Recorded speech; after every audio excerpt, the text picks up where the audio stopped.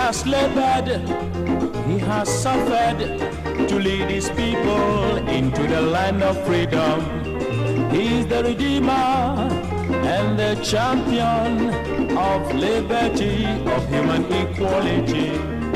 Let's salute him, fellow Ghanaians, the nation's founder, Sajifo Kwame Nkrumah. May God bless him, Ghana showboy, Africa's great son, Sajifo Dr. Nkrumah.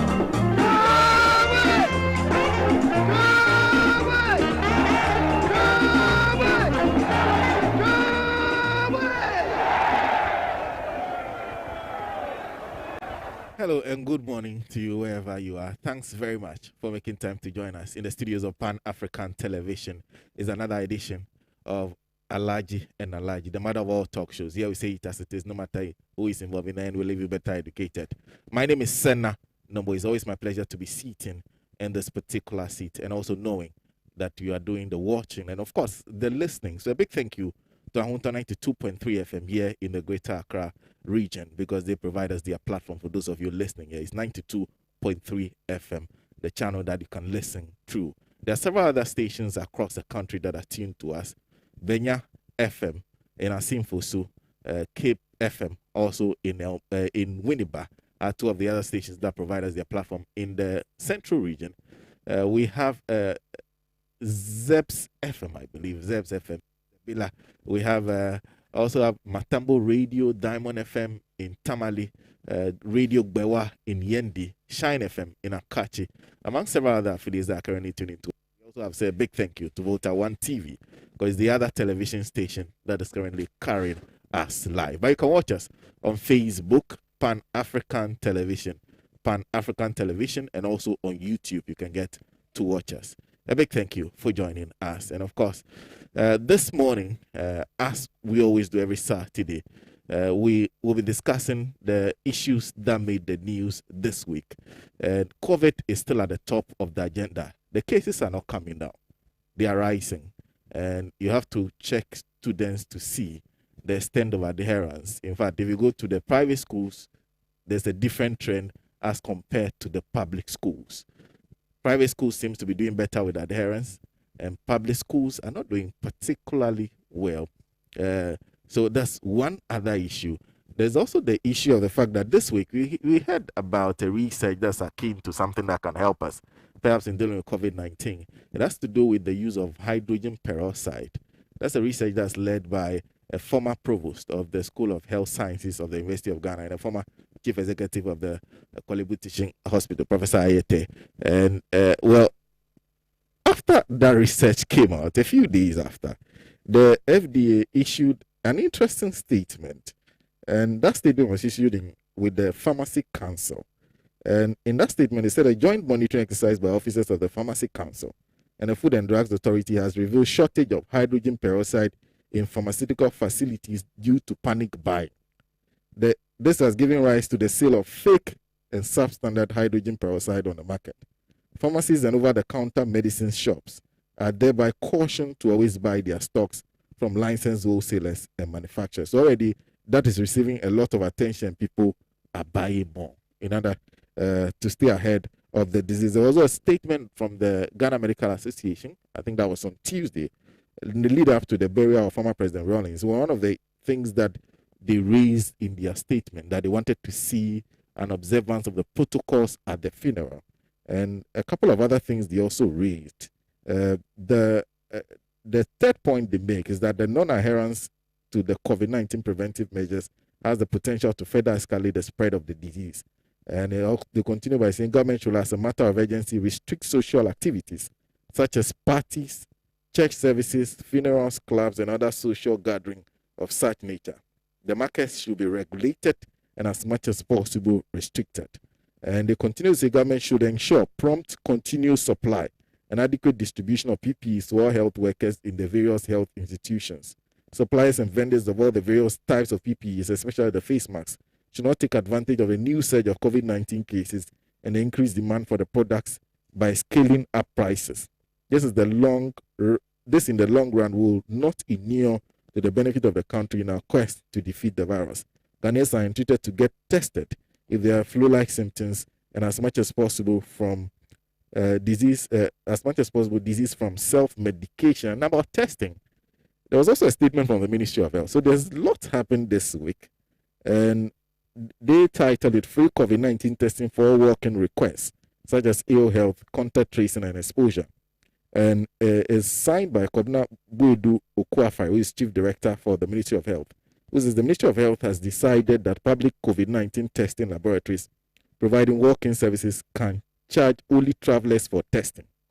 All other walk-in requests, such as ill health, contact tracing, and exposure, must be done free of charge using public health resources.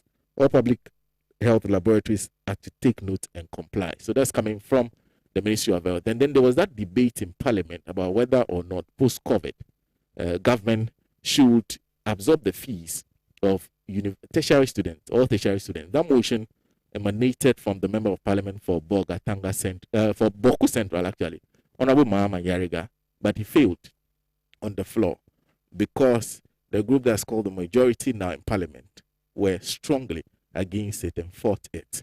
So that failed on the floor of Parliament. And so, so they got a lot of roasting on Twitter because of exactly what happened in the House. So we'll be talking about all those issues under our very first topic. And then we'll spend some time talking about, we'll be remembering former President Jerry John Rawlings, who was buried this week. So there's a lot to talk about his legacy. We'll spend some time in our second topic talking about it. And then the activities of the military has come under a lot of scrutiny, especially after they were captured in that video protecting illegal miners.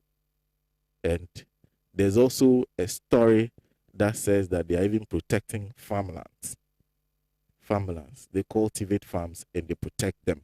And then if we have time, we'll talk about the 2020 presidential election petition.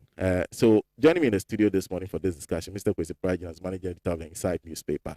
Felix Kwachofoso is a former Deputy Minister of Communications, joining us in the studio, and then a member of the NDC's communication team, Gabriela Tete. We are also expecting a student of history and politics, Dr. David Percy, to join us in the studio pretty shortly. We are back shortly with a discussion after this short break. Stick and stay.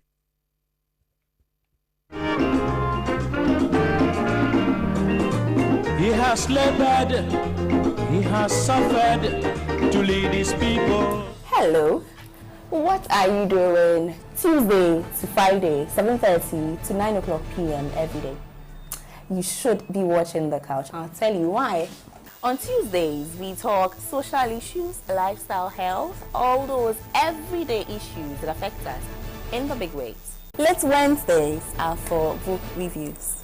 Thursdays are for the hard talk, those socio-economic, policy-oriented, political questions that demand for the tough questions to be asked. Our personality profiling Fridays, when we get to know the stories behind the winning personalities we love.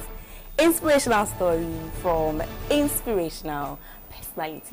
Hey, listen, you really cannot miss The Couch with me, Amma, but still the only TV show with a hat.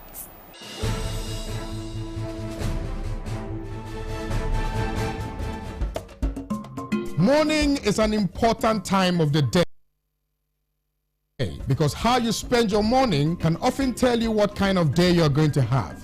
I want you to have a great day. So start your day with me because I can guarantee a great show every weekday on Good Morning Africa right here on Pan-African Television. I will be serving some inspiration, news, business, health, newspaper review, music, and so much more. Join me, Kwame Owusu-Danso on Good Morning Africa on Pan-African Television. Let's have a truly African morning. Medasi.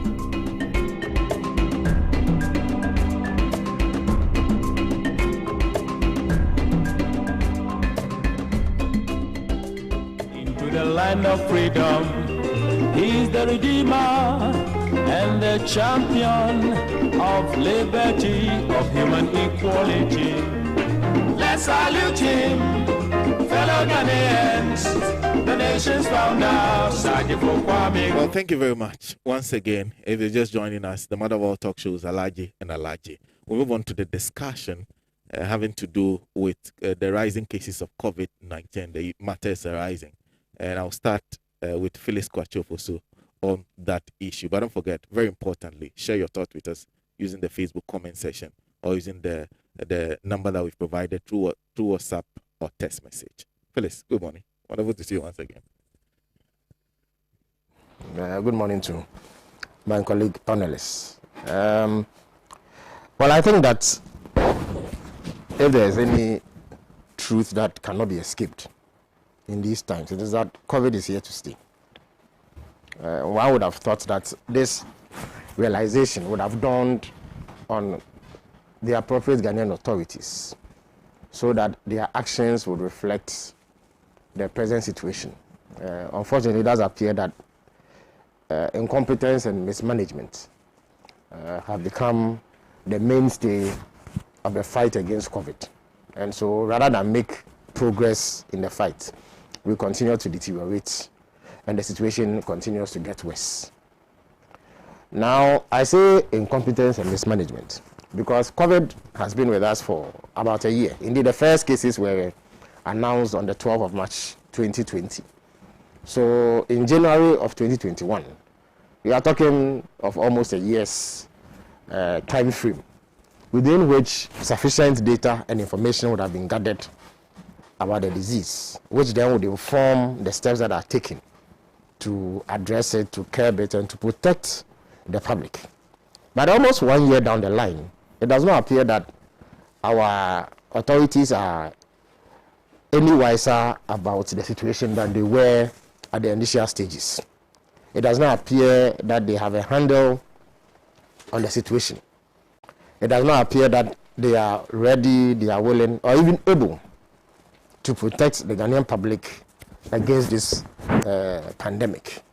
And so what we are seeing now, for me, is a direct manifestation of this hopeless level of incompetence that has been displayed by authorities. It is not rocket science, Sena. The first priority of every government in a situation like this is to protect the public against the disease. The second step is to ensure that those who are affected are cared for to every extent possible, to ensure that they regain their health. And then those who are affected in terms of livelihoods, in terms of economic outputs and what have you, are also catered for in a way that does not expose them to suffering. This is the standard practice everywhere in the world. Now, when the disease first broke out in Ghana, our government took a number of steps. Even if there were missteps initially, you could say that it was a novel virus. We had not seen the likes of it before. So mistakes were bound to be made. But those mistakes cannot exist in perpetuity. At some point, we are going to have to get our acts together and be able to respond appropriately. But we have not seen that happen. When the disease first broke out, a number of steps were outlined. Some of them were enforced, others were not properly enforced. But like I said, you could say that, well, it had just happened and our authorities were perhaps finding their feet with a view to taking control over the situation. There was a lockdown that was announced. Within a matter of 2-3 weeks, it was lifted, primarily because we did not have the social safety nets and the welfare systems to prop up those who were suffering economically. And make no mistake, the only reason why the lockdown was lifted was economic. It had nothing to do with public health and safety concerns. It was not because we had suddenly found a way to manage the situation better. Now, after that, there were a series of things that were done. We were, for instance, told that wearing masks had become mandatory, that you cannot enter a public place, a public space, without wearing mask. We were told that a ban had been placed on public gatherings. And a raft of measures were also announced. Indeed, the president went to Parliament and sought extraordinary powers to enable him take the steps that he deemed necessary to protect the public against the disease. Indeed, the president's powers were so sweeping under those powers that he sought that the law gave him the right to determine that you, Sena, were in breach of a particular provision. And so he, the president, is determining what sanction or punishment should be imposed on you. Essentially, he was made the prosecutor, the judge, and the prisoner, the jailer, all in one, under that law. These were sweeping powers. Indeed, some of us expressed reservations. We thought that was too much power vested in one individual, and that we did not have the necessary checks and balances and systems to rein him in the event that he overreached. But others argue that it was necessary in the circumstance to give the president that kind of authority and power to be able to act. Now, we expected that these powers would be acted upon, but we didn't see those powers acted upon. After the law was passed, one or two individuals were bundled into jail, sometimes on very, very frivolous charges. You recall the incident with the pastor in Kumasi. You recall incidents where people will be met and they will be accosted by security agents and what have you. So those happened. But you could say that, well, the law enforcement agencies had a duty to ensure public safety. So they were enforcing this with a view to protecting public safety. Now, within the twinkling of an eye, all that regime just fizzled out. Not long after, we had to go into campaign season for election. And it was as if those laws were never passed. Indeed, because the president and his governments and his party members and everybody else involved had a vested interest in the election that was going to happen, enforcement broke down. Of course, there's a lot of blame to share. I take my fair share of the blame. I was also actively involved in campaigning. I met people. But you could argue that in the circumstance, there was little that one could do. What was certain was that we had to have elections. There was no way around it. And if we were going to have elections, we are going to have to meet the people that we expect to vote for us. You could not sit in your house and expect people to go and queue and vote for you when you have not engaged them to speak to them about what you intend to do for them. So perhaps it was necessary to meet people, even if that was to be done within some limitations. But generally, the COVID protocols were flouted. And everybody involved, both the party in power and the opposition, were guilty of this offense. Now, right after that, we began to see an upsurge in cases of COVID. The mortality rates began to increase. In other words, the number of people who died or who are dying from the disease keeps going up.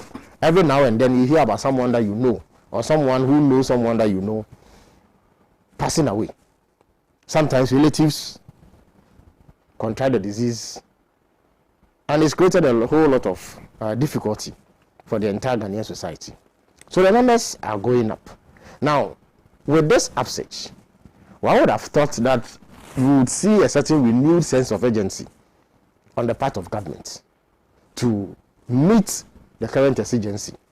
Instead, what we have heard is one excuse after the other.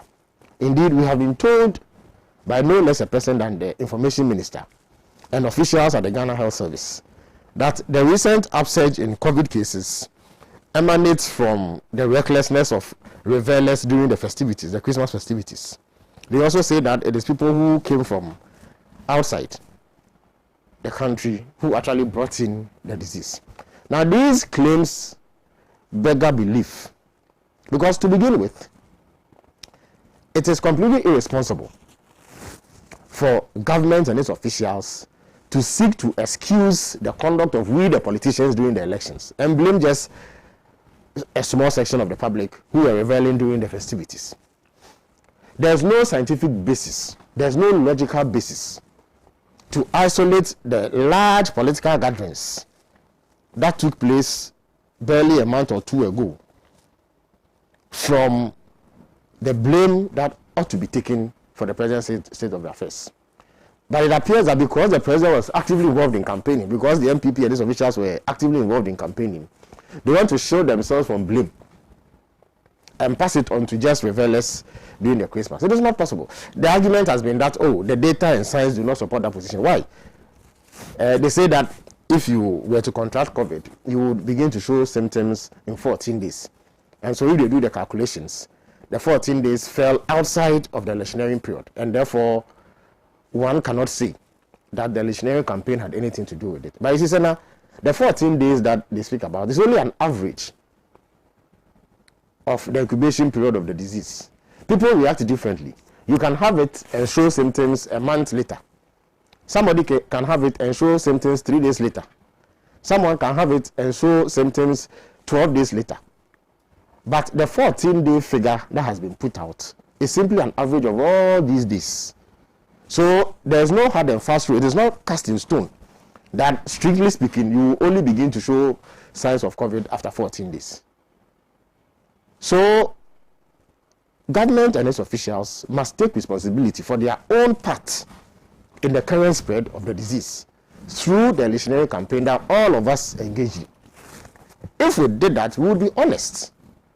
And therefore, we would have the moral authority to engage the Ghanaian public and have a discussion about this particular problem. The second excuse that has been given, that, it is people who were reckless during the Christmas festivities, who attended parties and other gatherings, who have helped spread this disease. Sena, is it the case that the officials speaking this way are unaware that government itself has gone to parliament to seek powers for the president to regulate the conduct of people so that the disease is not spread? Were they unaware that Christmas comes with all manner of activities, all manner of gatherings that could spread the disease? And if they were aware, what did they do to ensure that people did not gather during the Christmas period in order that the disease is not spread? So they sat down, did nothing, allowed people to go and have fun and gather during Christmas. And when there's a spread, they blame the Ghanaian public. Indeed, I've listened to some of the language used by government officials, and you would think that they just descended from us and that they have no role or duty or responsibility to ensure that people do not act in ways that facilitate the spread of the ailment. In other words, the government that we have given authority to run our affairs and given powers to take action to curb the spread of this disease has thrown its hands in despair and is saying that they could have done nothing about the revelers. So if Christmas revelers are responsible for the spread, then government once again is responsible, because it means that they failed to enforce the COVID restrictions as contained in the very laws that they went to parliament to enact. Indeed, you recall that every now and then the president will come out and issue an executive instrument, EI, outlining one step or the other that needs to be taken as part of measures to curb this disease. So what happened to those EIs? Why did the president and his government not take action to ensure that people don't congregate and gather during Christmas so that this thing does not spread? So saying that it was an irresponsibility of revelers that has led to this is self-indicting. The third excuse, that it is people from abroad, outside the country, who brought this in, is most shocking. We were in this country when government itself announced a reopening of our airports. And the reopening of the airport came with certain protocols and restrictions. Indeed, a charge of $150 is imposed on people who come in, who are mandated to undergo testing. There's a mandatory testing regime, which means that if you were to come into the country from London, for instance, you are required by Ghanaian law to take a test at the airport to ascertain your status before you are allowed passage into the country. Now, to say that people have come from abroad and brought this in is to admit that that system failed. That simply is what we are being told. Government is saying that the very system that they put in place failed to protect the people of Ghana from the influx of people who will bring in this disease. So that's why there is a clear admission of failure on the part of government. So none of the excuses that have been given for the current state of affairs is tenable. And I'm shocked that government officials would, in the very first place, think of putting up such excuses. The sum total of all that you've said is that they simply slept on the job they have not been up to task, and they have wasted the time and resources of the Ghanaian public, who repose confidence in them to do what was necessary to ensure that we do not get to where we are now. So rather than continue to say these things that cast them in very negative light, I would expect that they will bring on board concrete proposals to move us away from where we are currently, because currently it is frightening. The numbers are shocking. Every day we see a surge. Indeed, in the last 2 or 3 days, I read a story that said that about 600 new cases are recorded every day now. That is a frightening statistic that we cannot allow to stand as a country. It is almost as if our system has broken down, and we are on our own at the moment. We cannot look up to any authority or officials to work in our interest to address this particular pandemic. And you see, Sena, elsewhere, the managers of this process would have resigned en bloc because of this catastrophic failure. Elsewhere, people will take responsibility and step down. But here, people are defending the incompetence that has gone on. And you see, Sena, it is not that this government and its officials have lacked the resources to do what is necessary to protect us. Indeed, because of COVID, they've had access to unprecedented sums of money. And the reason why they came by that money was first and foremost to ensure that they are in a position to make expenditure that will go to address the problem that we had. Why? When the situation came to a head, sometime in the middle of last year, we triggered several processes that brought in large amounts of money. One of the first things we did was to go into our stabilization fund and take out a whopping $200 million. $200 million is over 1 billion Ghana cedis.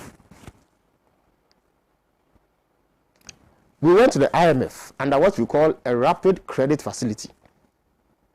Now, a rapid credit facility means that the thing is given to you with dispatch, with speed. When we were in power, we went for an extended credit facility. It was about $1 billion spread over 3 years. And we all heard the song and dance that the MPP made out of it. But they went for a rapid credit facility of $1 billion. The money was front-loaded because the IMF itself recognized that it was needed urgently. And you should see the letter that the finance minister wrote to the IMF requesting for that facility. The contents were grave. He painted a grim picture, which I'm sure compelled the IMF authorities to release the money as quickly as they did. In addition to that, the World Bank gave us $100 million. As I speak to you, there are also discussions underway to go for another $300 million from the World Bank. As if that was not enough, the Bank of Ghana gave this government 10 billion Ghana cedis.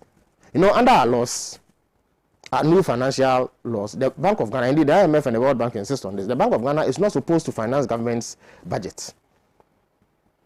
Bank of Ghana financing is not allowed. But the rules were relaxed. So they got 10 billion Ghana cedis. When we were in power, in 2016 when things were difficult, they didn't get a dime from the Bank of Ghana. But they gave this government 10 billion Ghana cedis. Now if you put all of this together, we are talking between 20 to 30 billion Ghana cedis that this government has received because of COVID alone. Now, the rational thing for any government that comes to possess this amount of money and resources is to first of all spend the money in ways that protect public health and safety. That's the number one priority of the government. So you spend the money such that you put in place the systems and processes and structures that enable you deal with the health crisis to make sure that you and I do not contract the disease, that those who have it are taken care of, and then if there are fallouts, address them. But you see, you need to see how this government spent that money. Priority was given to election-related expenditure. All that they did was to spend in ways that will enhance their electoral fortunes rather than protecting public safety.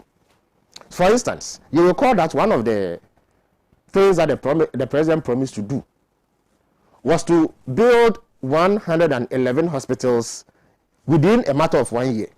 You recall that promise that the president made. Indeed, that promise was made in July 2020.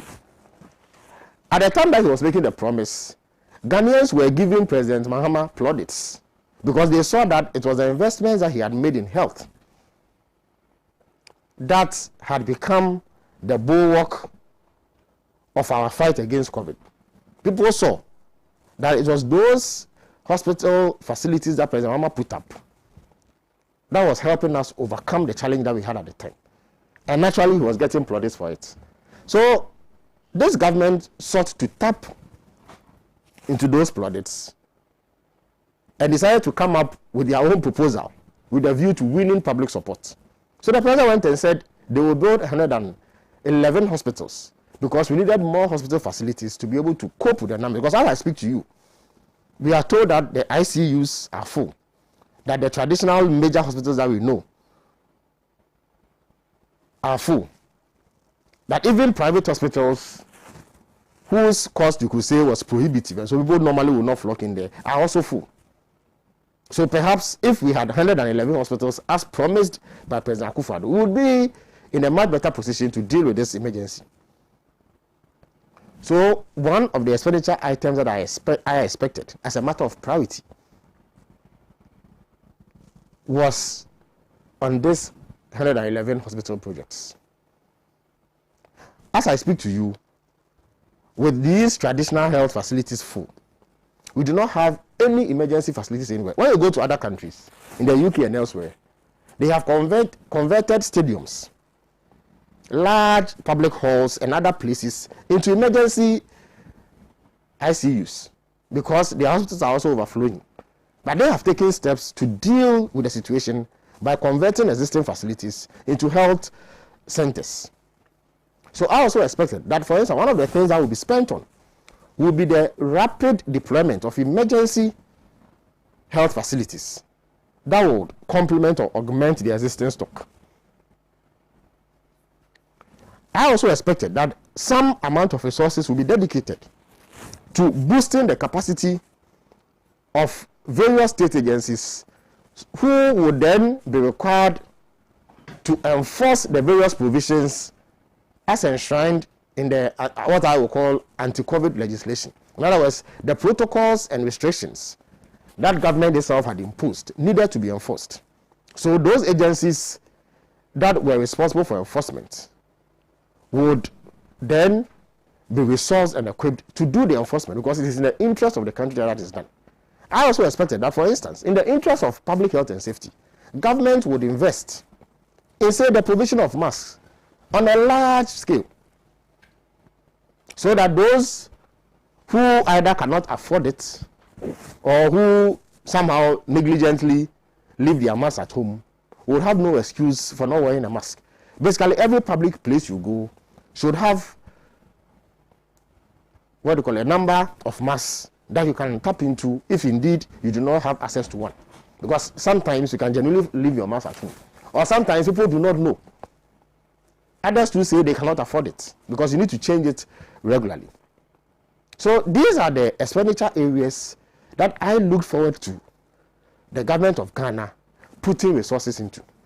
But they didn't do that. They rather chose those expenditure items that will give them electoral advantage.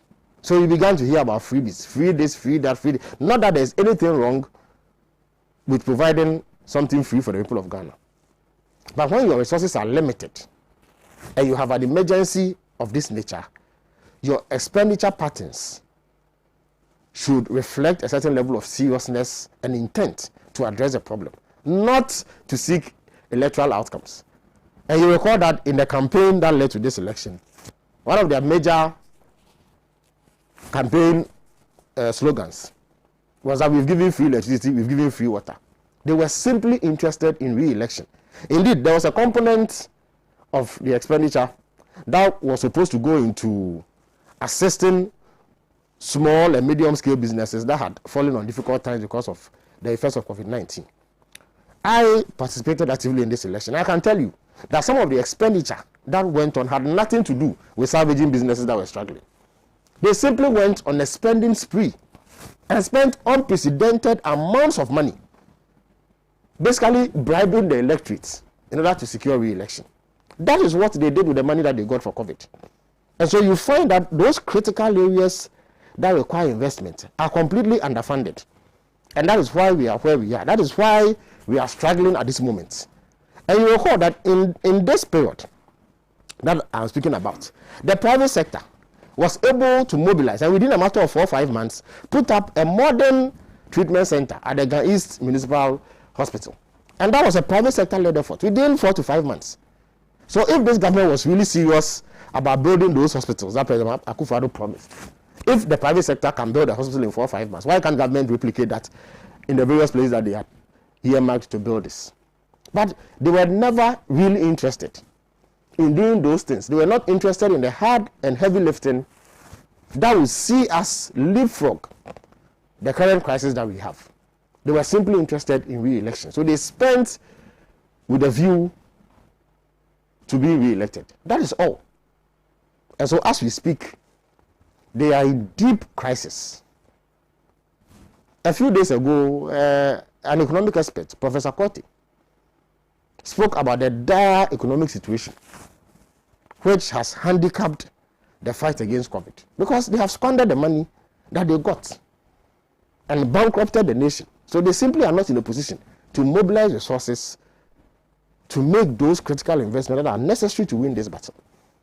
So the current situation that we find ourselves in is attributable to mismanagement and incompetence on the part of the government that we have. You know, every now and then, you find government officials accusing the Ghanaian public of irresponsibility and saying that we should take greater responsibility for our own safety. It is true. We have a duty to put on masks. So this morning we put on our mask. But you see, moral suasion has never been the way that nations are run. If it were left to moral suasion alone, there will be no need for law enforcement. Because now you know that you do not have to steal. And if you were going to abide by it, there will be no need for a police station. But it is precisely because we know that human beings are most likely to sidestep laws and cut corners to the extent that it favors them, that we have law enforcement authorities. That is why there is even a government that is supposed to organize our lives in a structured way. If that was not necessary, there will be no government. We have a president because we need somebody to be in charge, to run the affairs of the country. So when you are given that responsibility and you fail to deliver, you cannot go and blame the people that put you there. If they could do the work, they would not have put you there.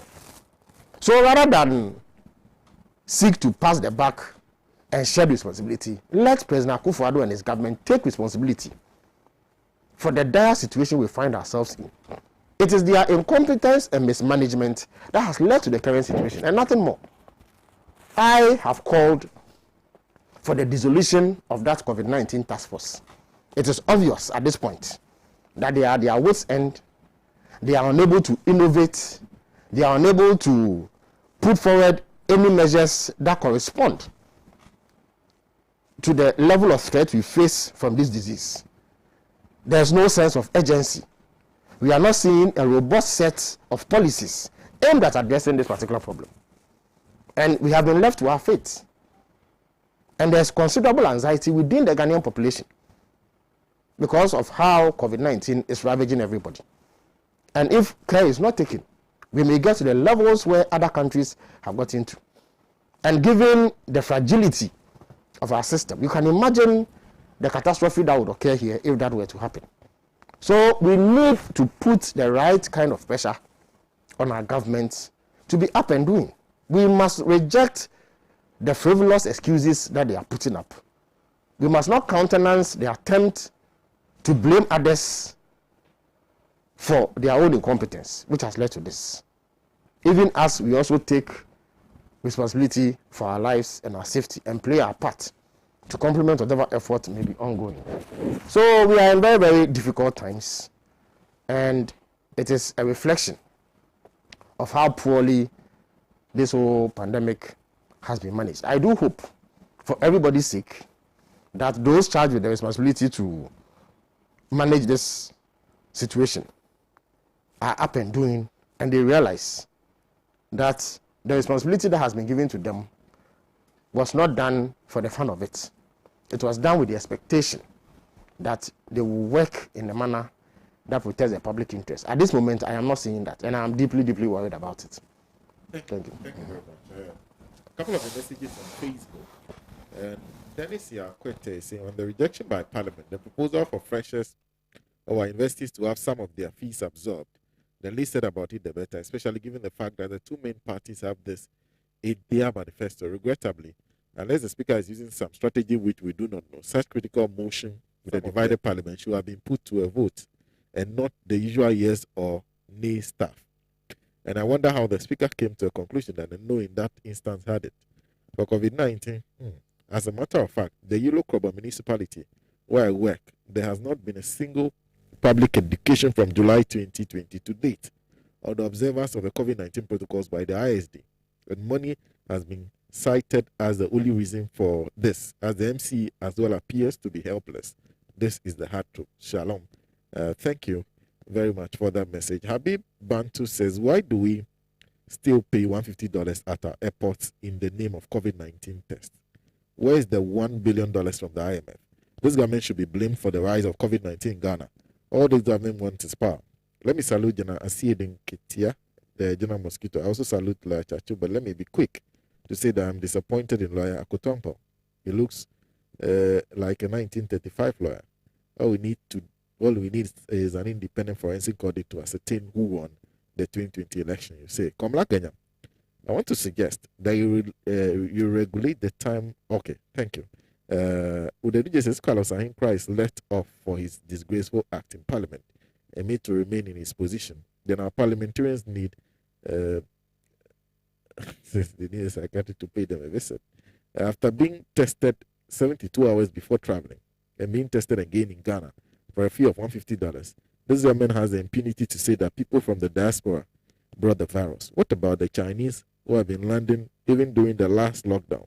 They should accept their failure and tell us what happened to all the monies given to Ghana, including the borrowed funds. Let me end with positive change in Medina. Who is talking about the Supreme Court. Says, as the Supreme Court judges are just putting the national interest first in the performance of their constitutional duties. I hope the NDC members in Parliament and those on the Appointments Committee will equally put the national interest first by doing the needful by rejecting some of Akufo-Addo's nominees. You say, thank you for those messages. I'll read some more as we go along. Gabriela. Let me say a good morning to our viewers and a very good morning to my co-panelists. I think this is my first time this year coming here, so I wish everybody a happy new year as well. COVID. Currently, the trend is very worrying. I was just going through the graph and looking at the death rates, and just this past week alone, yesterday, they had 5 deaths. When was 27? That's like 2 days ago, right? 5 deaths. And when you look at the graph, you keep seeing the spikes. This month, January 2021, we've recorded over 40 COVID deaths, and the month hasn't even ended. As Felix mentioned, according to the Ghana Health Service, we're currently having daily case count numbers in the average regions of 600 people a day. And here's what is more worrying. Felix made reference to bed facilities for COVID. The whole of Greater Accra, we only have 411 beds for COVID cases. Today, if I was to give you a breakdown, Ga East has 91, 12 for critical. The Infectious Disease Center, which is a 100-bed facility, has only 21 for critical cases. Pantine Isolation Center has 80, none for critical. The Police Hospital has 12, 5 for critical. Roach Hospital has 12, and all 12 are for critical patients. Today, as we speak, Roach Hospital is full. And people, including even nurses who have contracted COVID at Roach Hospital, are being treated on plastic chairs with mobile cylinders, oxygen cylinders. The International Maritime Hospital has 10-bed facility, 6 for critical. Now Hospital, which is a private facility, 16 beds, all 16 for critical, is also full. Kolebu Teaching Hospital has 20, 12 for critical, is full. Temajana Hospital, and this is the number from the government facility, so Temajana Hospital has only 12 beds, 5 for critical. 37 military has 42 beds, 28 for critical, 37 is full. University of Ghana Medical Center, that big facility, only 16 beds were provided for COVID, and that's for intensive care critical patients, equally full. We have more daily cases than we have beds for COVID. With all the monies that has come to this government, Felix made mention of what the private sector managed to mobilize to build the infectious disease center. That's 100-bed facility. And if this government had been serious and taken a more proactive approach to dealing with COVID, they could have replicated these facilities across the country. People are saying that we're experiencing the second wave. This is not the second wave. This is our third wave. Our first wave was when the pandemic started. We recorded our second wave somewhere when we were doing the registration exercise. During that time, we recorded well over 20,000 cases within a 6-week period. And now we've entered into the third wave. Government, typical of them, are trying to shift blame on the people of Ghana. When the numbers started rising, President Akufo-Addo came to our homes to inform us that we're now recording 200 cases a day. I don't know why they kept the numbers from him, because from what he says and what the Ghana Health Service says, what he's been telling us was underreporting. The Ghana Health Service cannot lie about the numbers. To the extent that we are now told from last 2 weeks, averaging 600. We are aware that Greater Accra has the highest numbers. I have also district, I did district municipality. I have also Nkole Klote. That is also East Legon, Jowulu, Abelempi. These are all the jamming places in Accra. So if we know that these are the places where we're recording the most numbers, what are we doing about enforcement and education? 2 days ago, or was it yesterday, I heard the Ghana Police Service announce that they are going to start an operation to go from office to office to ensure compliance of the COVID protocols. I think that in the stage that we are in, I think it's a laudable initiative on their part. But we also have to bear in mind that the challenge that we are experiencing goes beyond infections in the workplaces. Before we started the show, having a general conversation, I made mention that apparently even the air conditions are facilitating workplace contamination. If you've gone through the protocols of washing your hands and sanitizing and coming to work, what you wore to sit in the torture, did you sanitize the clothes? You've entered the workplace with those clothes, and one is in torture and taxi and public transport. Well, how much containment can you prevent? As much as we have individual responsibility, government also has to show leadership in this fight against COVID. And if we are to give an assessment of government's performance in this 1 year that we've experienced this COVID, their performance has been nothing less than shambolic and abysmal. They've only been interested in how to make money and exploit this pandemic. Felix made mention of all the monies they've gone to receive, so there's no point for me to go back and mention how much money they've received. But we're talking billions of dollars. We know how they utilize this money. when you go around the market and you ask the traders, those who have benefited from this canvas program, they'll tell you point blank that the monies were paid to political apparatchiks of the ruling government. Personally, I have a serious problem with that, because here's the case. I know I will not go for that kind of facility. Not because I think that I have more than necessary, but because I know myself that when I think that the thing is free money, I have the mentality that I will not go and pay for it. So I will not go and access it. There are people who genuinely needed those monies for their businesses. Those people, over 200 and something thousand of them, have still not received the campus disbursement. But when you walk around the market and you ask the people who have gotten the monies, that's when you see and you ask yourself, can this person pay back this money? I went to Okashi and there was a woman. I'm going to speak on anybody's business, but I have to say this. There was a woman who was selling heaps of pepper, fresh pepper. And she was excitedly telling me that Akufo-Addo gave her 2,000. When my government was in power, did he give them any money? And if Akufo-Addo has come to give them 2,000, who do I think that if I come to campaign, they'll listen to me? And I looked at what she's selling. And then I looked at her. And I told myself, I doubt you'll be able to pay this money back. Because if you are putting that money into this trade, then you better expand this trade. But with this small tray and that kind of money and what you are selling, you're only going to waste the money.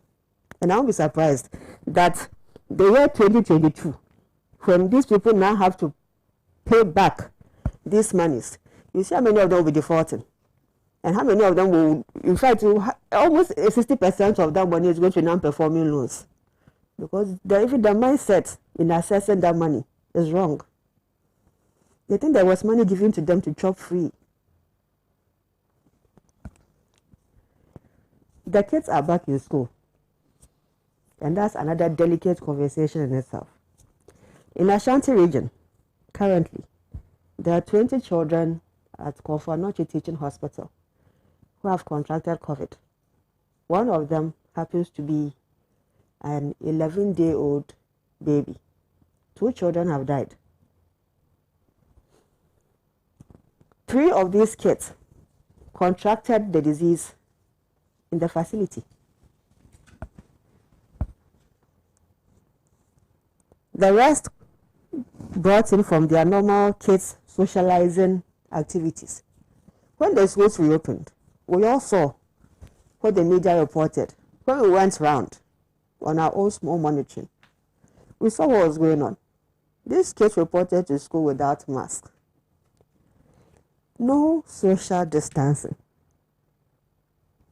I think the best protocol that they followed was just the hand washing and checking temperature when they entered. And then the rest of it was business as usual. In the current reports that we are getting of our current active cases, according to the Ghana Health Service, this new strain of COVID, aside the fact that it's more aggressive, is also affecting a lot more young people. They did not give us a breakdown of Greater Accra and how many young children have contracted it in Greater Accra. But at least, as for Ashanti region, they were honest enough to open up and tell us what their numbers are. But when we went around the schools in Greater Accra, even when you go around the taxi and lorry stations after school, when these kids are finding their way back home, you see how they comport themselves.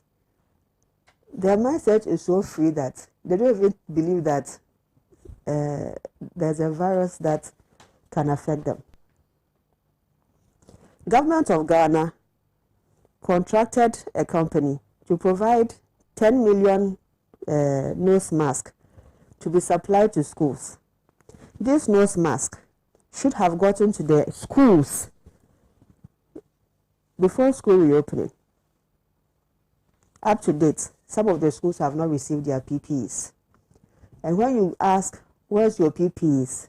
According to them, the education district officers said that they should come to the officers to come and collect them. Why couldn't the district education officers, seeing how challenged we are as a country, also take the initiative to do the distribution themselves? So, because you don't have time. A school in some village somewhere now has to travel all the way to go and count PPs. You should have done all these things even before school reopened. But now the numbers are showing us that we expose the children, and now COVID is affecting the children as well. Felix made a very important suggestion. He said, perhaps we should have dispensing areas where people can be given free nose mask. I think it's a laudable idea, because the fact of the matter is that there are some people who just can't afford this 1 cedi nose mask. If you calculate it per the number of days, that's 30 cedis every month. And imagine if you're a family of 5. That alone is 150 Ghana cedis on nose mask. That means you all need the nose mask a day.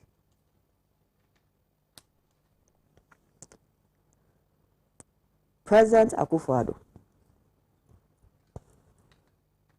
in this fight against COVID, I think that he has lost it. The mere fact that as a country we can only provide 411 beds in a region with a population of 4 million people. This is not even 1%. When the scientists and the public administrators are also telling us that COVID will affect about 10% of the population, our bed facility is not even 1%. No wonder people are being treated at home, because the facilities are just not there. But as we speak, our leaders are going to sign on their ex-gracious, which comes to about 200 million. You can't provide beds in this town, but you are going to spend 200 million. It's the priorities of your leaders. If you go and complain right now, they say when you come and sit on TV, you don't control the things you say. So now let me conclude, because I've said a lot of things. My last comment was about Akufo-Addo. There's this headline: COVID-19 kills Akufo-Addo's in-law, Raymond Amankwa. COVID-19 killed President Akufo-Addo's best friend, Victor Newman. And COVID-19 killed his general secretary. What was his name? Former general secretary.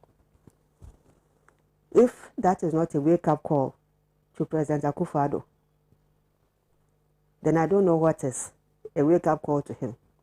Then my only conclusion about his handling of this whole COVID thing will be that the man and his government just don't care. I'm done. Thank you. Thank you very much. If you just join us, the Mother World Talk shows Alhaji, and that is Gabriela Tete. I have in the studio with me for this Kwacho Fosu, and also Mr. Kwesi Prajina is managing editor of the Inside newspaper, and of course Dr. David Percy, who is a student of history and policy. So I'll move to him now. Doc, good morning.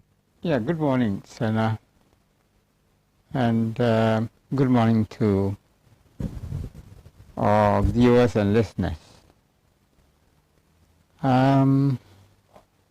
Much has been said about the incompetence of our government and in dealing with the issue of COVID thus far. Now, I think that the first point that has been made is that the pandemic constitutes a very severe stress test. A very severe stress test for our current political economy,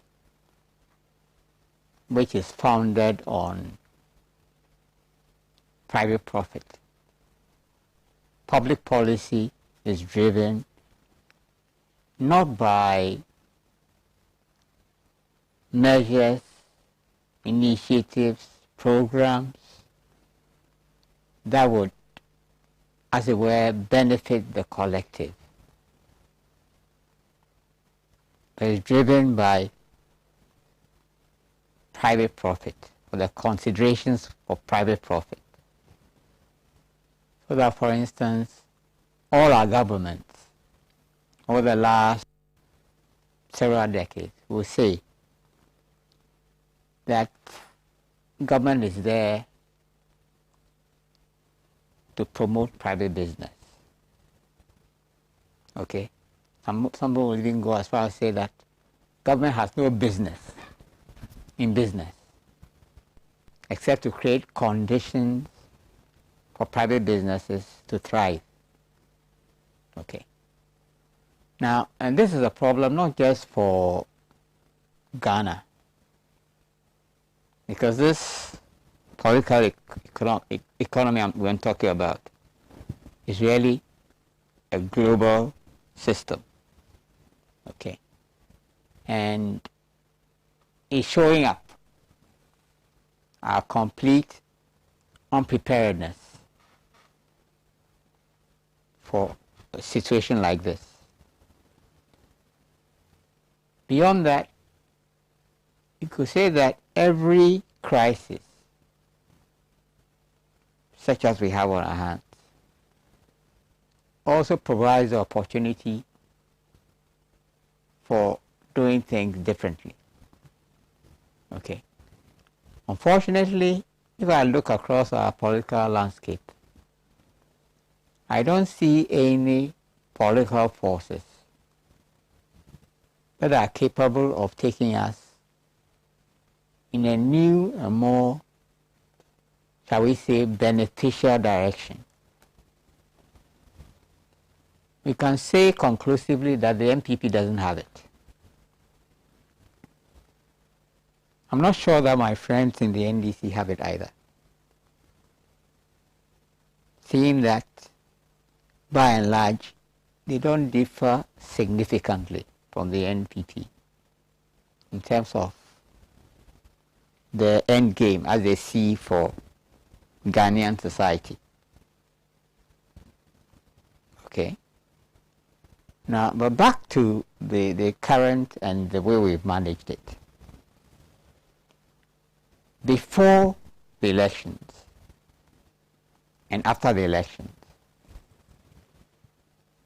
but before the elections, everything that our government did was done through the prism of, one, making the president look good to guarantee his re-election, and then diverting funds that became available or were mobilized to that end, as well as personal enrichment. And if you've noticed, in the MPP playbook, there's no problem that cannot be managed with a few catchy slogans, media management, and spin. No problem. And that's how they have addressed this. But you know, well before COVID became officially present in our country, I believe that it had already come in and was abroad. And you know, I said this to, I'm not sure whether, I think I was speaking to my daughter, who happens to be a medic. And I was saying that, you know what, this will be in March, maybe, that I believe that right this moment, in communities up and down this country, in rural settlements, there are people who are quietly dying of COVID which will not come to the attention of anybody. It will certainly not be caught in the official statistics. Because you know what happens? There's a person who is getting on in years, like maybe like me. We know that, what is it? Opening attack is not particularly healthy. Okay? And then he suddenly turns for the West. A cough, whatever. First, people will turn to local remedies, whatever they are. And even on social media, you see all kinds of prescriptions that are being given, from ginger to garlic to neem to steam, whatever. But the plain truth is that in most communities, in most households, people will resort to these local remedies. Or, so like I said, all we know is that opening atar or atasoa, it's not particularly well. He takes a turn for the West, he has a slight cough, whatever it is. In a couple of days, his situation is very bad. He knocks off. He's dead. They're not going to do a post-mortem. In the best of days, we didn't like post-mortems. They are certainly not going to go and do a test for COVID. He'll be quietly buried.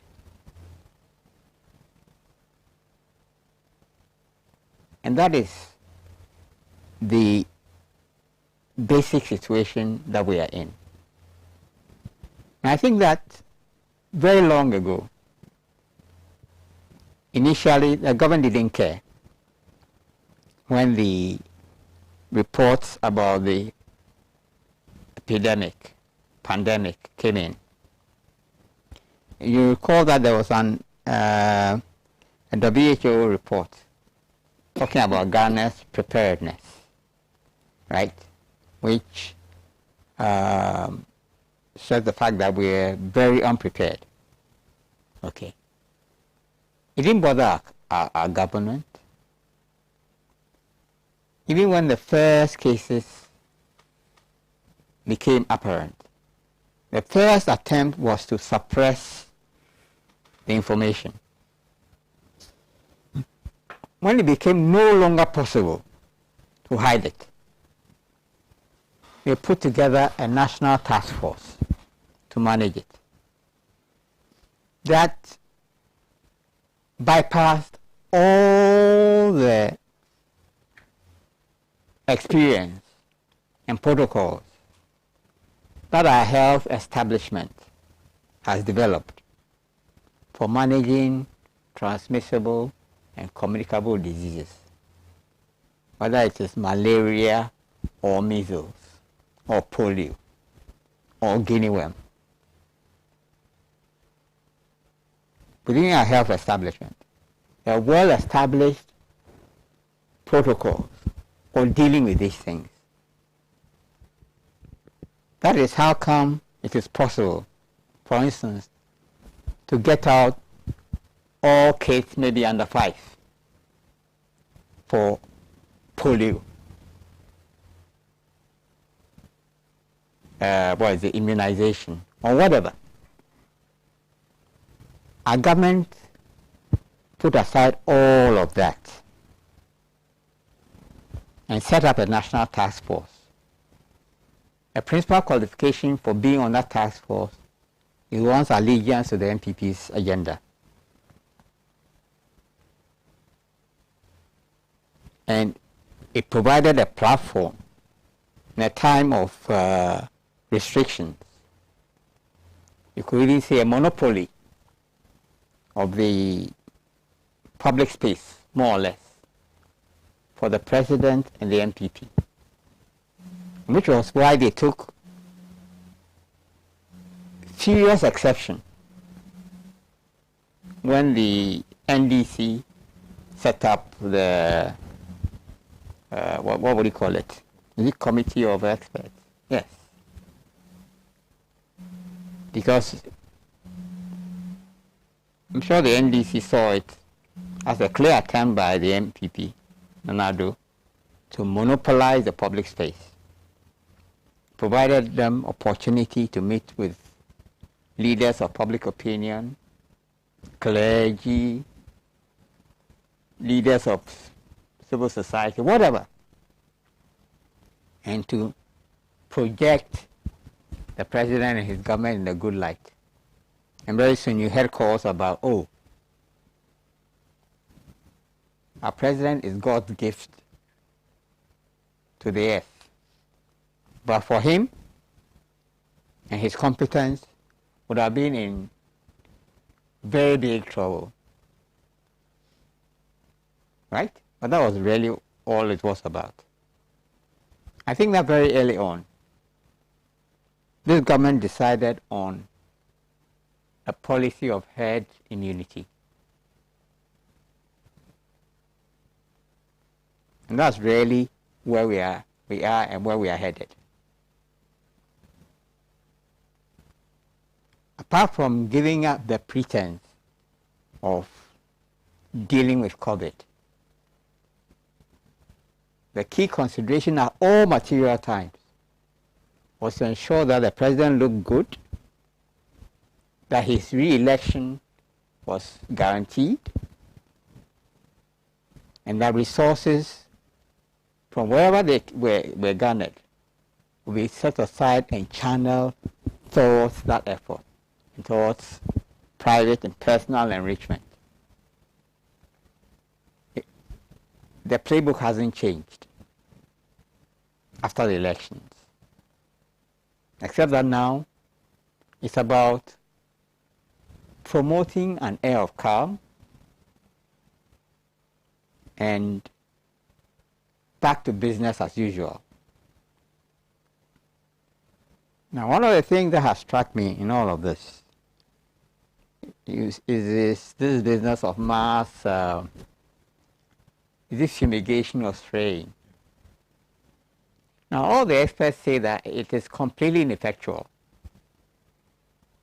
in dealing with COVID. But worse, it promotes an illusion of safety, particularly in a situation where the efforts of public education have been limited. Okay, and several months ago there was a box popularly in one of the markets talking to people about what COVID was and how it was spread. People came up with various names and reasons for what was happening. But there was this illusion that if an exercise of spraying or fumigation was carried out in a market, then that dealt with a problem. Now,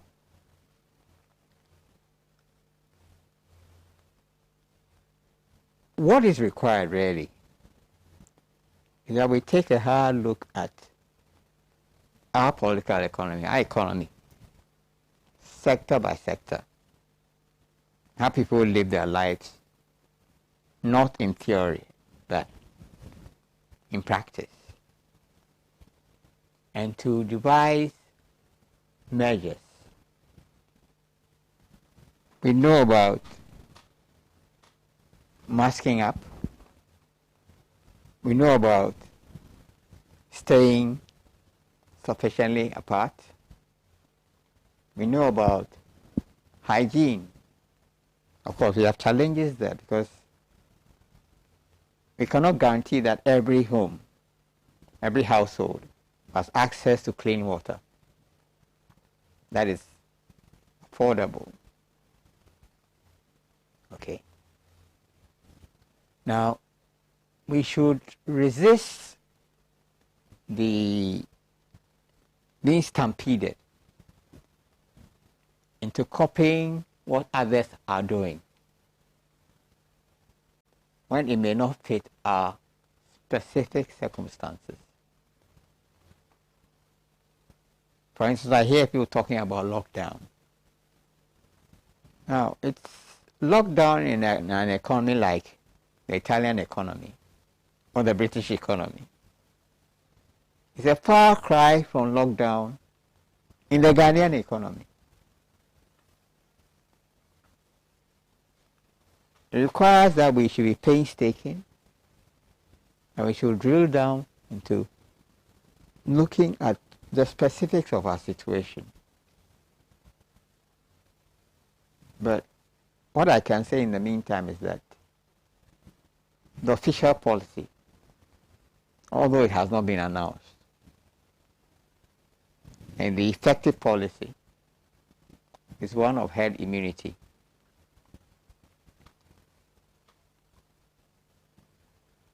I haven't tested for COVID, but I'll not be surprised if I come up positive.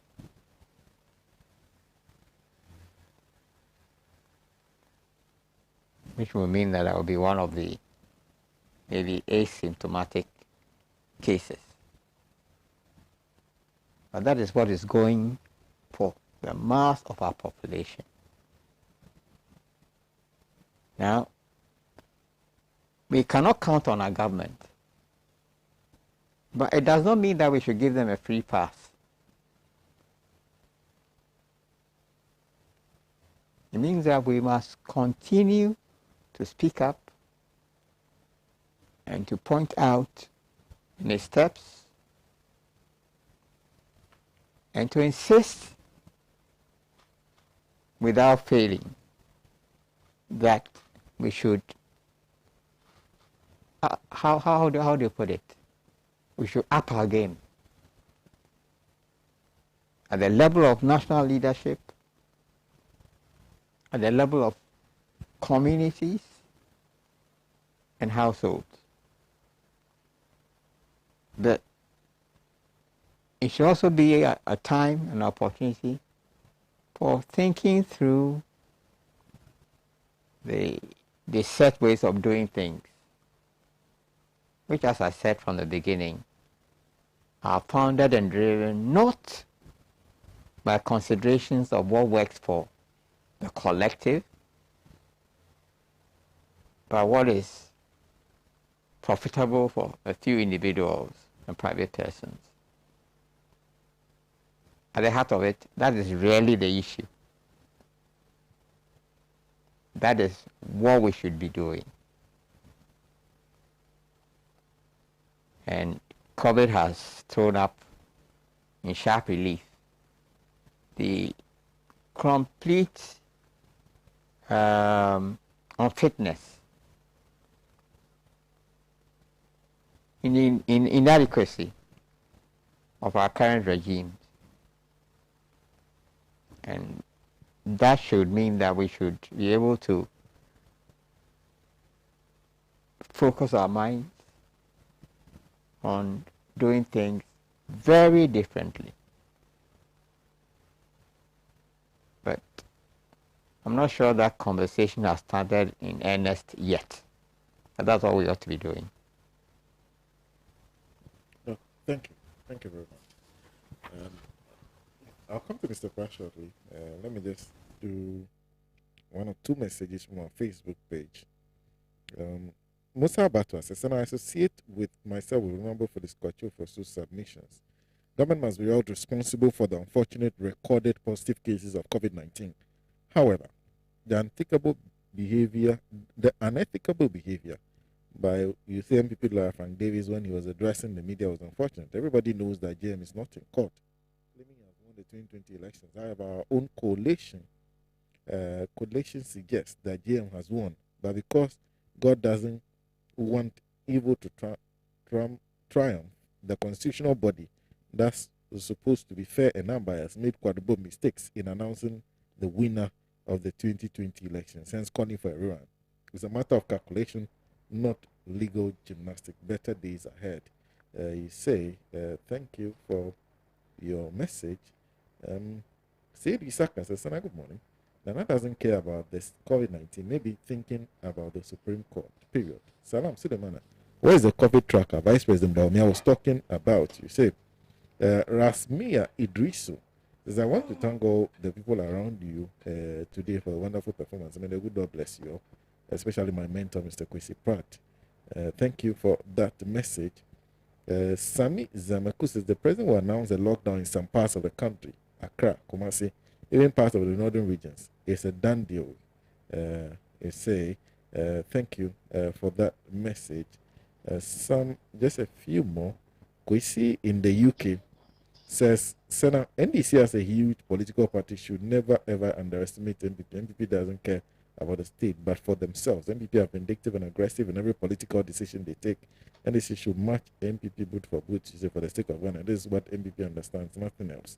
If it comes to political power, COVID, good governance, or fair politics, MPP does not care. So NDC should watch it. Mr. Pratt? Well, sometime this week, I was told a story which illustrates the dangers that we have, put our children in by reopening school. A little girl was sent off to school in the morning with a face mask. She comes back home and she's wearing a different face mask. And the parents asked her, but what happened? Where is the face mask you gave you?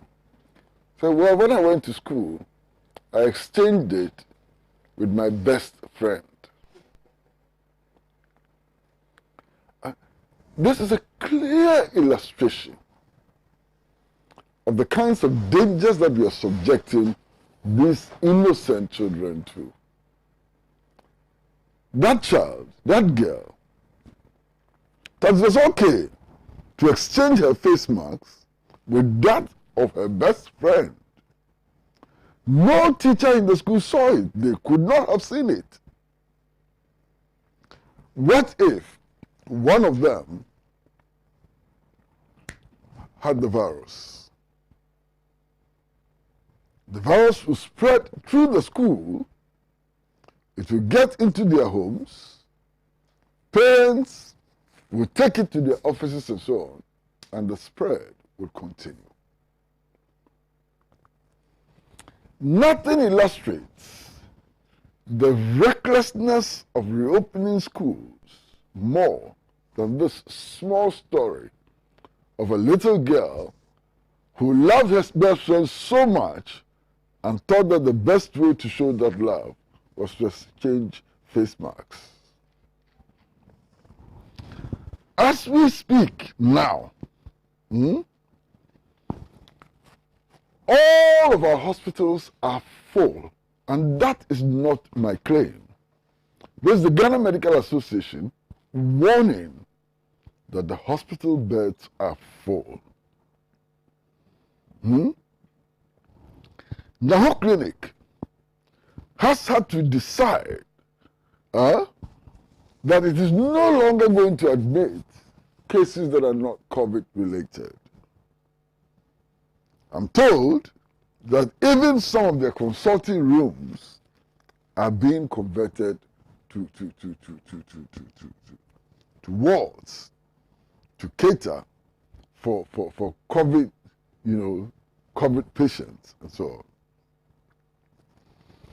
A friend of mine in the course of the week visited a hospital and called me and said, the situation looks like a war zone.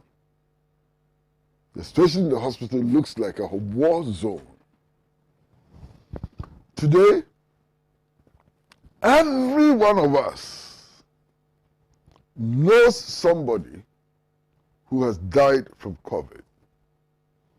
It's either a brother, a sister, a wife, a mother, a father, or a friend has died from COVID. We are no longer just looking at statistics. We are no longer just looking at figures. We now know the people who have died. They work with us. They live in the communities with us. They are relatives. We know them. That's how serious the pandemic has become. You know, I've heard of a case of somebody who died in one of our leading hospitals because there was a shortage of oxygen. You know that I've lost my own brother. My brother would have lived if indeed we had enough ventilators and ventilators were available on time. He would have lived. So, why have we come here? Why are we here? What brought us to this level of panic and chaos with regards to the spread of the COVID-19 disease? The first thing is that our authorities, our government, our health officials consciously and deliberately played down the pandemic. They told us not to panic. They told us that the time has come to live with COVID. They told us these things. Today, they've turned around to blame innocent Ghanaians for the spread of the disease. And they tell us that the disease is spreading because we are not wearing face masks. We are not following the protocols and so on. How would anybody follow the protocols? When our officials were telling us that the disease is on the decline, the spread of COVID is on the decline, and that the government had done so well, so very well, that we had only 300 cases. Why would anybody panic in a population of 30 million if you are told that only 300 people have caught the disease and that it is declining? The government had done so well. How would people panic when measures instituted to fight the disease are relaxed, are deliberately relaxed? Why would anybody panic? You see, we are here today because political competition was allowed to take precedence over common sense. When the Electoral Commission and the government decided that we needed a new voters register and that they were going to compile a new voters register, they were warned of the consequences, but they refused. And they insisted that we could only have free and fair elections if we had a new voters register. Indeed, some people from the governing party went to the extent of saying that if they got a new voters register, victory would be assured for them. We've had a new voters register, and what is the result of the election? We've had a hung parliament even after compiling the new voters register. And the presidential election is still disputed. What did that new voters register do to dramatically change, the voting situation in our country and so on? We allowed people to mingle, to join queues, to break protocols and so on, because we wanted a new voters register. By hook or crook, especially by crook. That is what we have. Look at all the things that we've been put through in the face of the pandemic. And look at the consequences that we are having today. You see, Sena, today, almost 1 year after the outbreak of the disease, hospitals in Ghana have oxygen shortages. Oxygen shortages.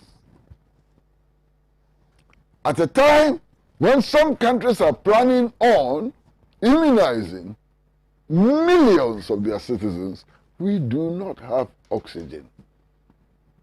Indeed, we do not have enough beds, ordinary beds. We do not have. Some countries have gone to the extent of developing vaccines. They've come to understand the virus much, much better through the application of scientific knowledge and so on. Here we are. Even oxygen has become a problem for us. That is how competent we are. That is how serious we have taken the pandemic. And I'm completely scandalized by the fact that in spite of the science available, in spite of all that we know about COVID, we are here today. I am alarmed also by the science that we are learning. You know, when this whole disease came, when the virus, came and so on, we were told that it is a respiratory disease. You understand? Now we do know that it is not just a respiratory disease, but actually affect all organs of the body. We know that as a fact. We were told that, it only attacks people in a certain age bracket, and that younger people and so on may have some innate protection and so on. Now we know it is not true. Now we are being told that at least a 9-month-old baby has died from COVID. We are being told that in the Ashanti region, 9 children actually died from COVID. You understand? Now we are being told that this virus can attack people from all ages and so on. My brother, in the course of the week, I listened to an interview granted by a representative of the Ghana Medical Association on one of the radio stations. And I felt deeply sad. I felt very, very deeply sad.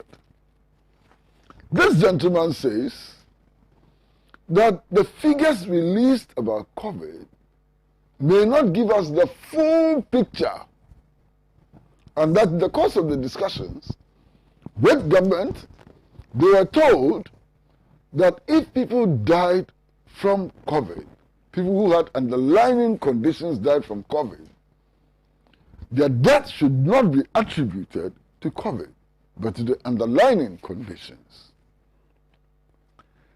And I was scandalized. Sena, if you have a certain condition, if you have diabetes,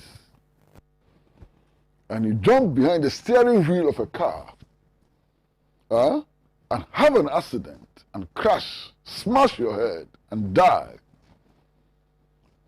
would we attribute the cause of death to your diabetes? Would we attribute the cause of death to your malaria? Would we attribute the cause of death to the underlying conditions or to COVID? Now that statement clearly tells us that there was a deliberate attempt to play down on the numbers. And why were we playing down the numbers if not for cheap political purposes? Can anybody give me one reason why we're playing down on the numbers? Now here we are. We are now in a situation in which we abandoned contact tracing. We haven't done compulsory mass testing and so on. And yet, we are being told that we are recording daily infections of up to 600. So just imagine, if we were doing full contact tracing, if we were doing mass testing, compulsory mass testing, what would the figures have been? What would the true figures have been? Clearly, we have been recording figures in excess of 1,000 to 2,000 per day. You understand?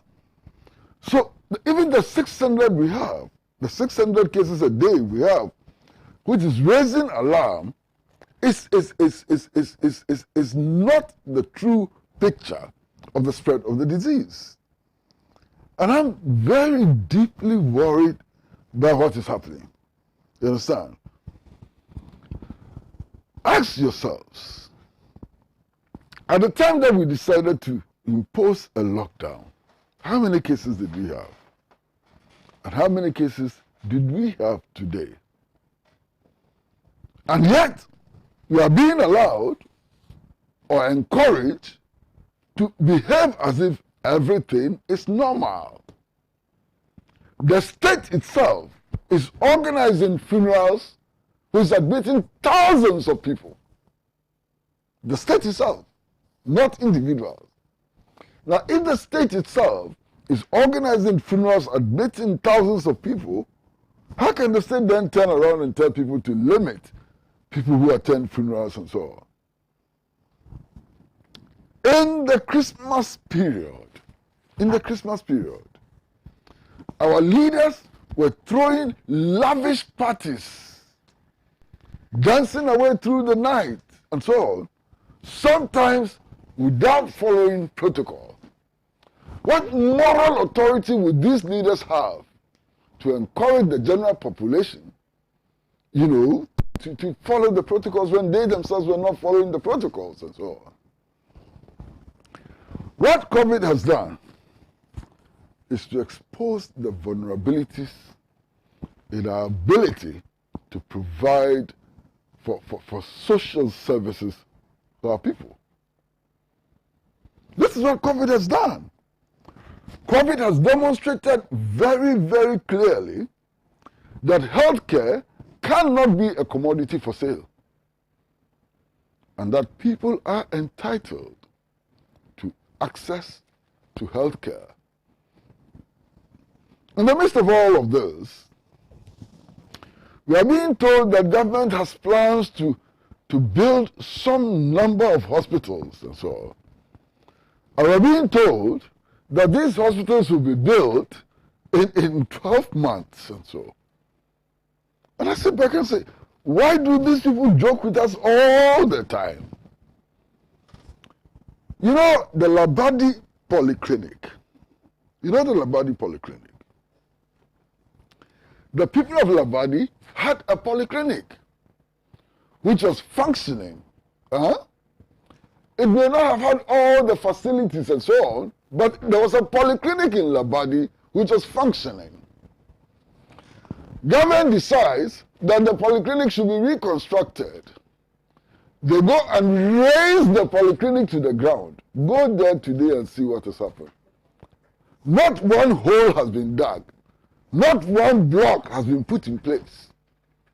Labadi Polyclinic has been raised to the ground, and you don't see any effort at rebuilding it. That is the commitment to healthcare we are seeing. You understand? That is the commitment to healthcare we are seeing. Now, all of these hospitals that they tell us they will build in 1 year, fine, beautiful. If they can do it, fair. Sena, the renovation of the police hospital has taken 17 years and has not been completed. Not building, renovation of the police hospital for 17 years has not been completed. So what makes me think, or what makes you think, that these new hospitals will be built in good time in order to take care of the health needs of our people in a COVID-19 situation? What makes you, when renovation of a hospital has lasted for 17 long years and has not been completed? Today, who can tell us when Ghana will begin a vaccination program? Who can tell us? Who can tell us what arrangements have been made for the procurement of vaccines and the administration of the vaccines and so on? Who can tell us?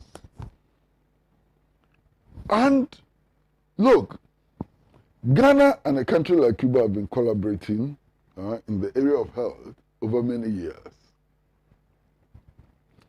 We do know that Cuba has developed 2 effective vaccines for COVID-19. Cuba, of course, as a result of the imposition of sanctions and so on, may not be in a position to produce those 2 vaccines in any appreciable numbers and so on. What prevents the government of Ghana from entering into discussions with the Cuban authorities about how to mass produce these vaccines for West Africa? What prevents us from doing that? What prevents us from beginning to think about creating factory space and about finding the machines and so on to produce these vaccines on a mass scale? The way things are going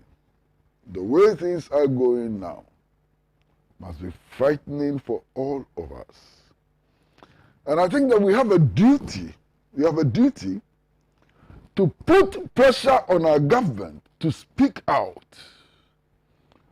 to engage in manifestations that draw attention to the dangers that we all face. To get government to do something sensible and scientific about curbing the spread of this disease. Because if we don't, and the current situation continues, we are in deep trouble. Very, very deep trouble. You understand?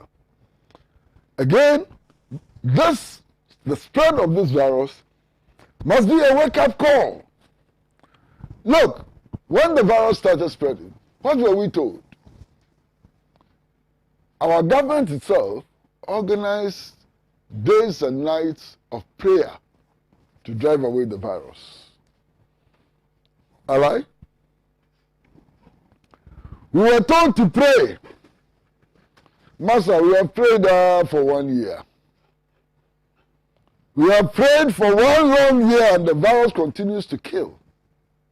It has killed my brother. My brother was a prominent member of the Scriptures Union of Ghana. Faithful attendee at the Rich Church. He used to pray. He used to shout and pray and so on. He died. Prayer. A lot of people believe in prayer. They are entitled to believe in prayer and so on. But prayer cannot be a national policy for fighting a virus. It is reckless, it is foolish for a nation faced with this pandemic to resort to prayers. Because we do know that all over the world, it has not solved the problem.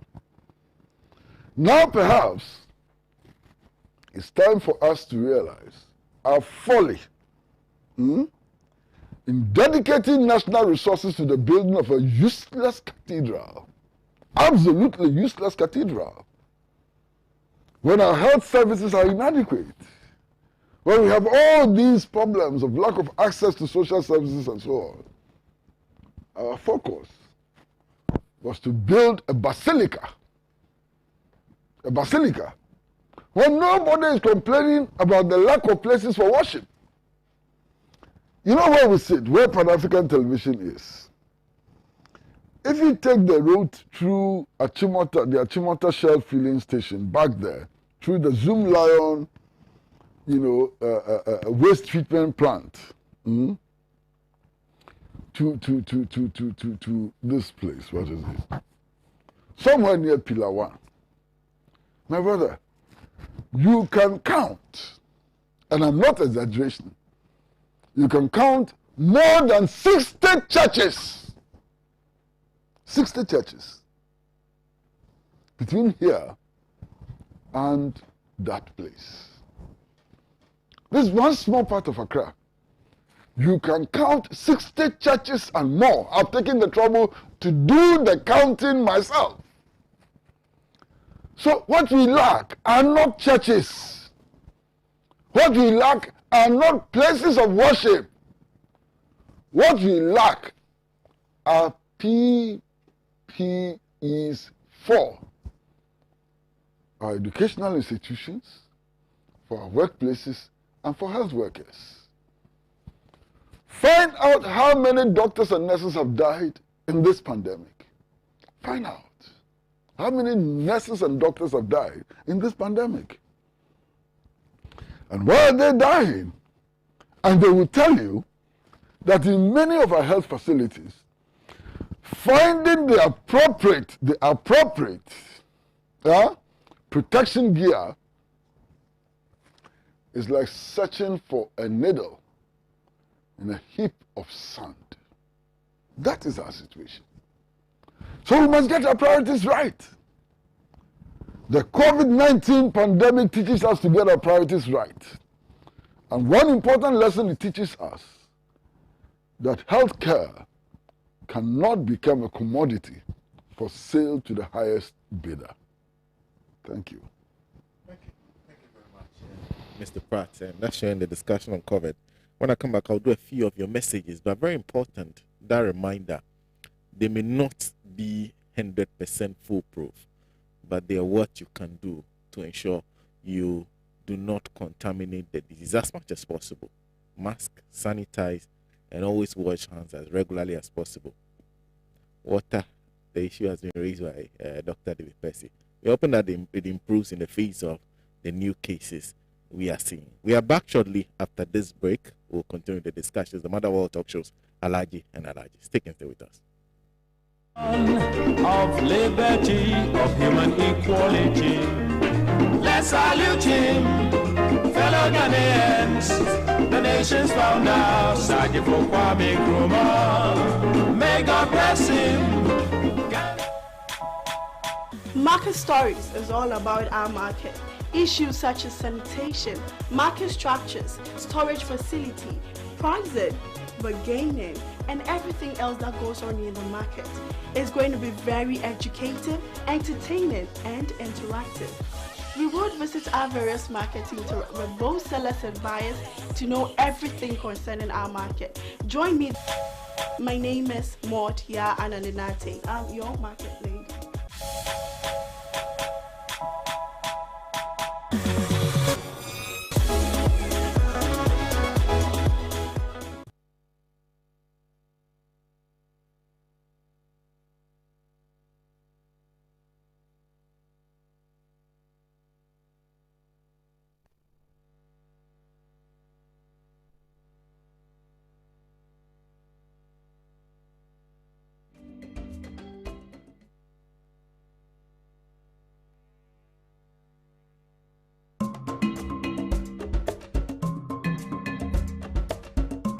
Morning is an important time of the day because how you spend your morning can often tell you what kind of day you're going to have. I want you to have a great day. So start your day with me because I can guarantee a great show every weekday on Good Morning Africa right here on Pan-African Television. I will be serving some inspiration, news, business, health, newspaper review, music, and so much more. Join me, Kwame Owusu Danso on Good Morning Africa on Pan-African Television. Let's have a truly African morning. Medasi.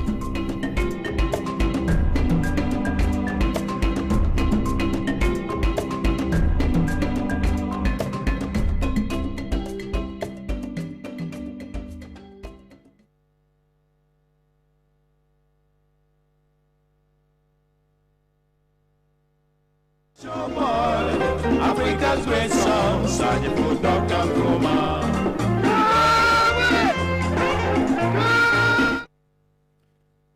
Thank you very much for sticking and staying with us. It's the Mother of all talk shows, Alhaji and Alhaji. Let me just do a few of your messages before we move on to the next topic of discussion. Doing Pig Farm says the MPP party is well known as a tradition of a notorious nation workers who only goes into politics to plunder public funds to enrich themselves. Allah saved Mother Ghana from the hands of this pen robbers. You see, Alhaji had in Pig Farm, who celebrated his birthday last week, same day. This one is from Michael Enunga, who says, good morning.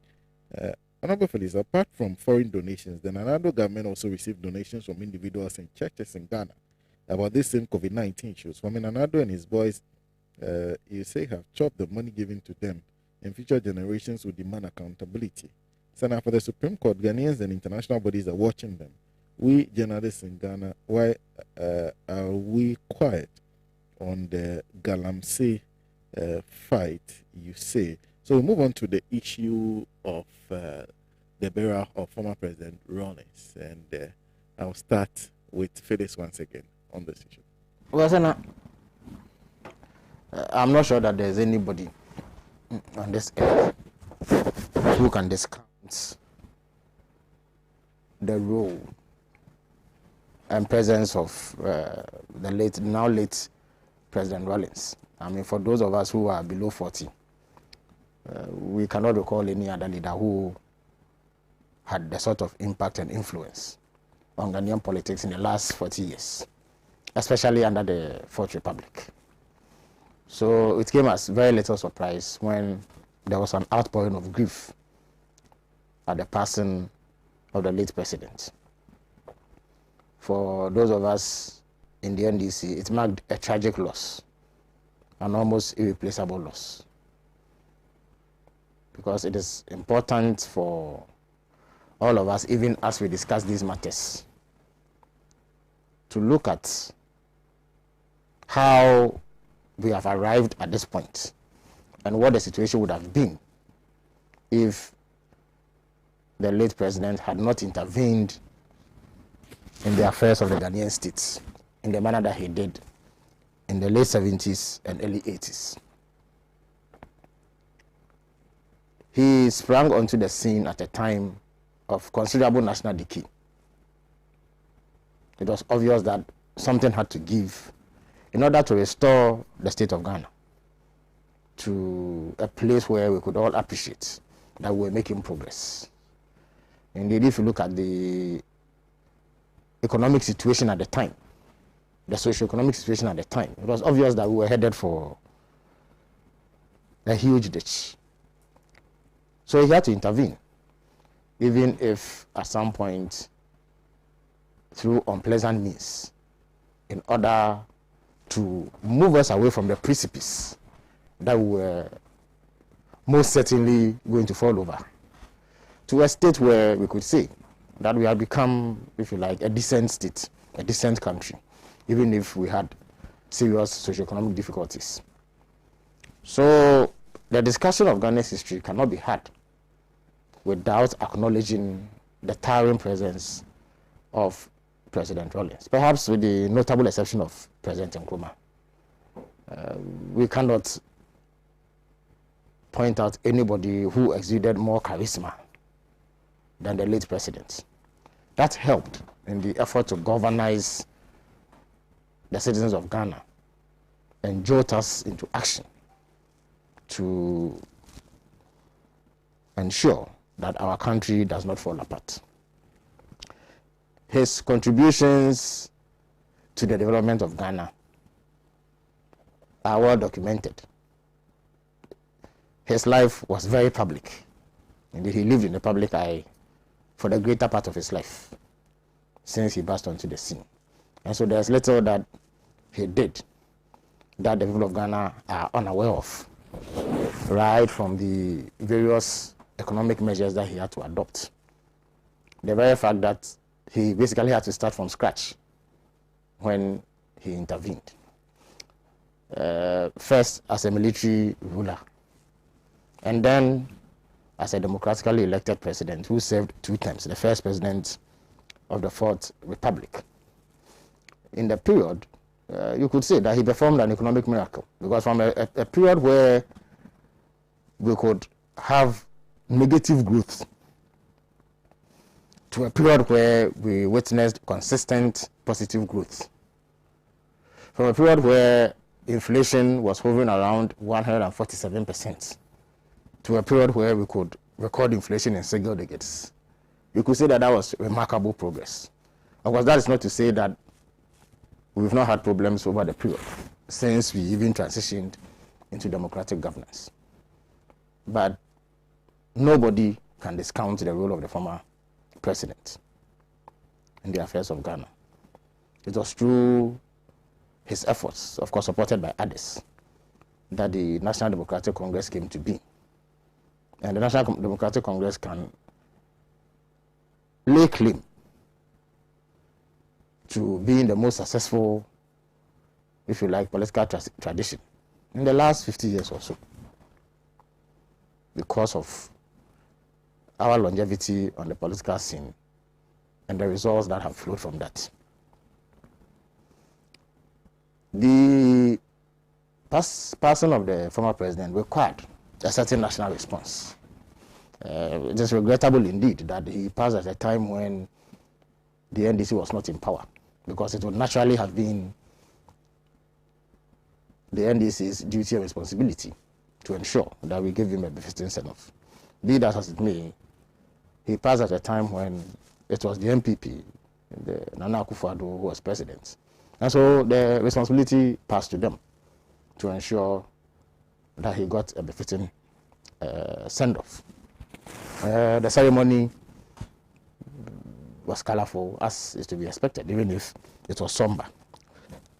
But there were serious reservations that many have expressed, which reservations must be factored into the analysis. President Rawlings, as we know, comes from a certain part of this country, which is the Volta region. He was an Anglo-man. So whatever traditional or cultural display was going to be put up at his funeral should have reflected where he came from. But I was surprised that this did not happen. And when those who felt affronted by this raised concern, people were quick to bastardize them and accuse them of tribalism. And I cannot wrap my head around that. You see, we are not a homogeneous people. We are a diverse group of people who have come together and bound by a common interest. So we formed a nation. But it does not mean that we must overlook our diversity and collapse all of that into just one ethnic group. So the attempt to foist some other culture on other people under the guise of nationhood is one that we must watch. And what is even more worrying is that when those affronted by that kind of conduct point out their misgivings, they are dismissed and accused of all manner of things. It is not proper to have other cultural displays for someone who comes from a particular place who also have quite a rich culture. And in this instance, the former president actually was installed as a chief. So that brought its own circumstance to the occasion. And I'm sure that it was a clear slip on the part of the organizers of the funeral that that did not happen. But we must watch it. You see, the fact that the one group is dominant, one ethnic group is dominant, does not mean that their culture must be imposed on everybody. We must respect each other's culture, and when it is necessary, allow space for it to play out. So these are lessons that we must learn going forward. Tributes have poured in. Again, it is not surprising. I mean, every person of the stature of the former president would attract that level of interest. So tributes have poured in. The National Democratic Congress has done its bit. We've paid glowing tribute to him. We have acknowledged his efforts. We have also acknowledged the role that he played in building Ghana. But I heard tributes from the president and others, which left me quite surprised. But you see, even as we discuss the passing of the former president, it is important that we do not allow for revisionism and the caricaturing of our history. We should not allow for short-term hypocritical stunts, to be pulled on us. We must not allow people to use this occasion to basically sanitize themselves within the public space. I read the president's tribute to some surprise. And it is necessary because it was prominent. It was giving space within the event.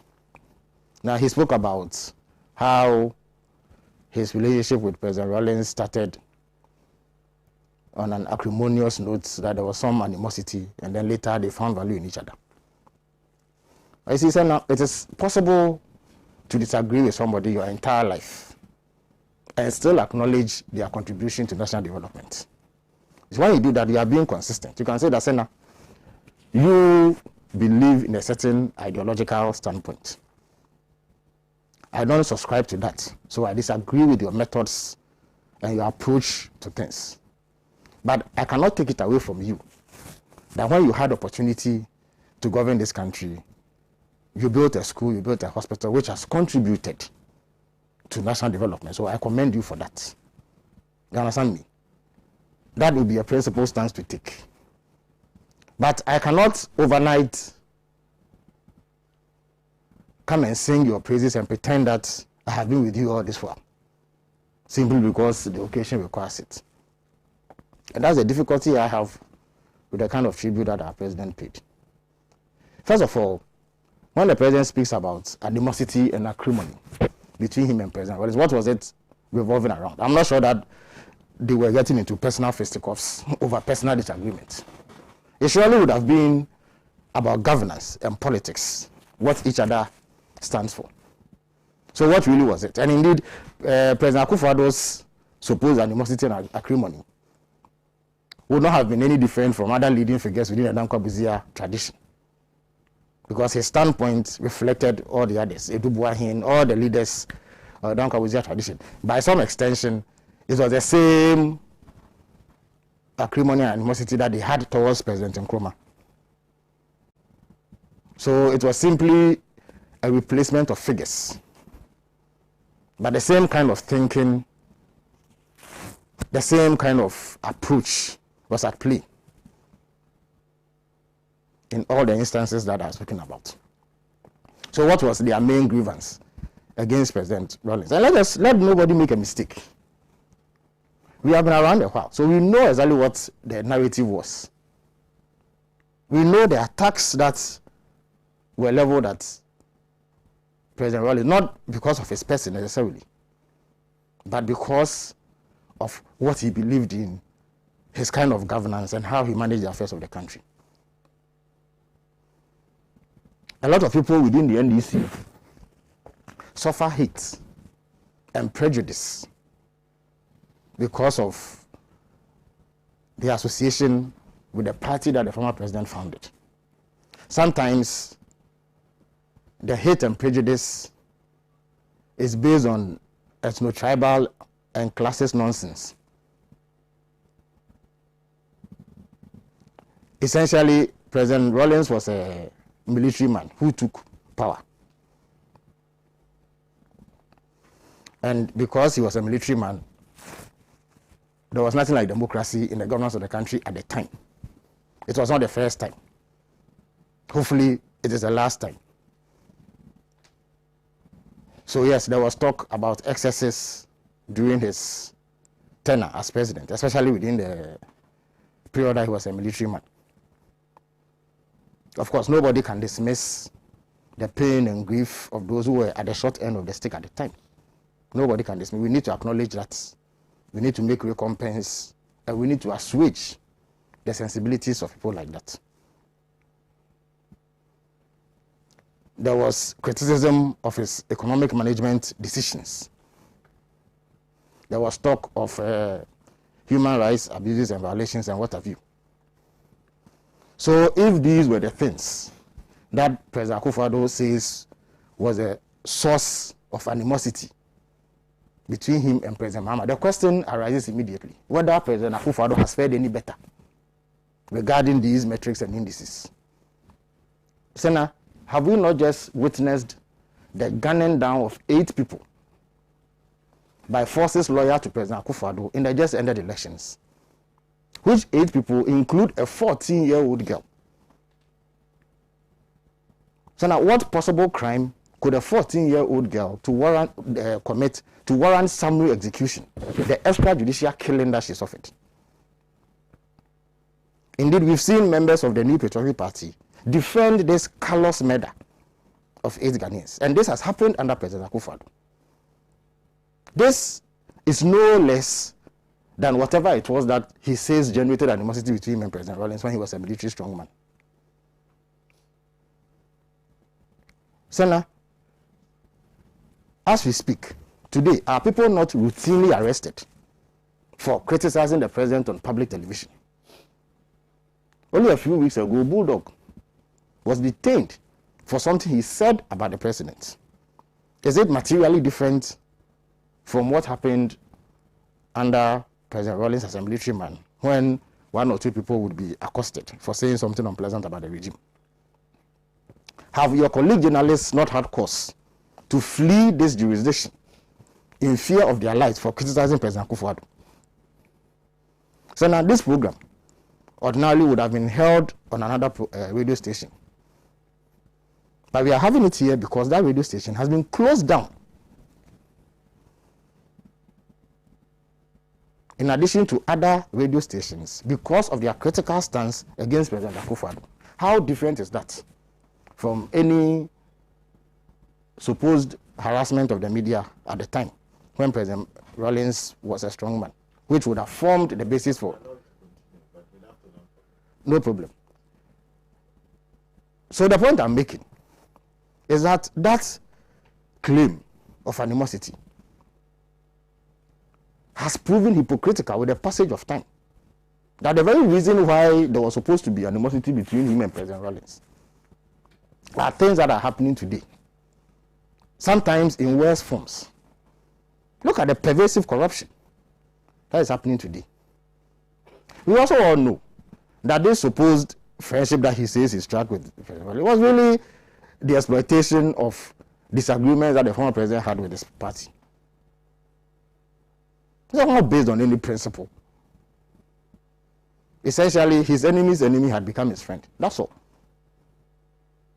But it is important that in national discourse, we hold people to account and check what principle they espouse. That's why I made the point that it is possible to disagree with somebody your entire life and still acknowledge their contribution to national life. That is a principled position. But you don't go and befriend somebody because he has a problem with his party, seek to exploit that, and come and hail yourself as somebody who has made peace. What peace? In any event, the source of that supposed animosity earlier are things that you are doing and doing in worse forms. So President Rawlings was by every account a great man. Of course, as any other human being, he could not have claimed perfection, as all of us cannot claim perfection. So whatever it is, he may have stepped on a few toes. It is very human. It's a very human trait that none of us can run away from. But overall, on the balance, he has been the most dominant figure in Ghanaian politics over the last 40 years, without a shadow of doubt. And he stands head and shoulders above many others who are supposed to be his contemporaries. So may the former president find rest.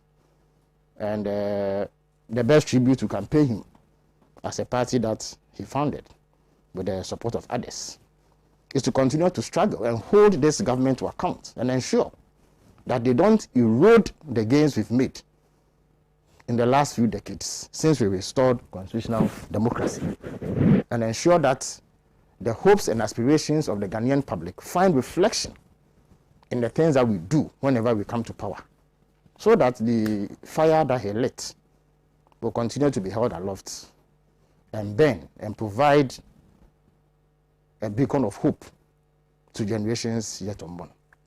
Thank you. Good morning to my sister Hannah. I've spied her on your Facebook page. Rawlings,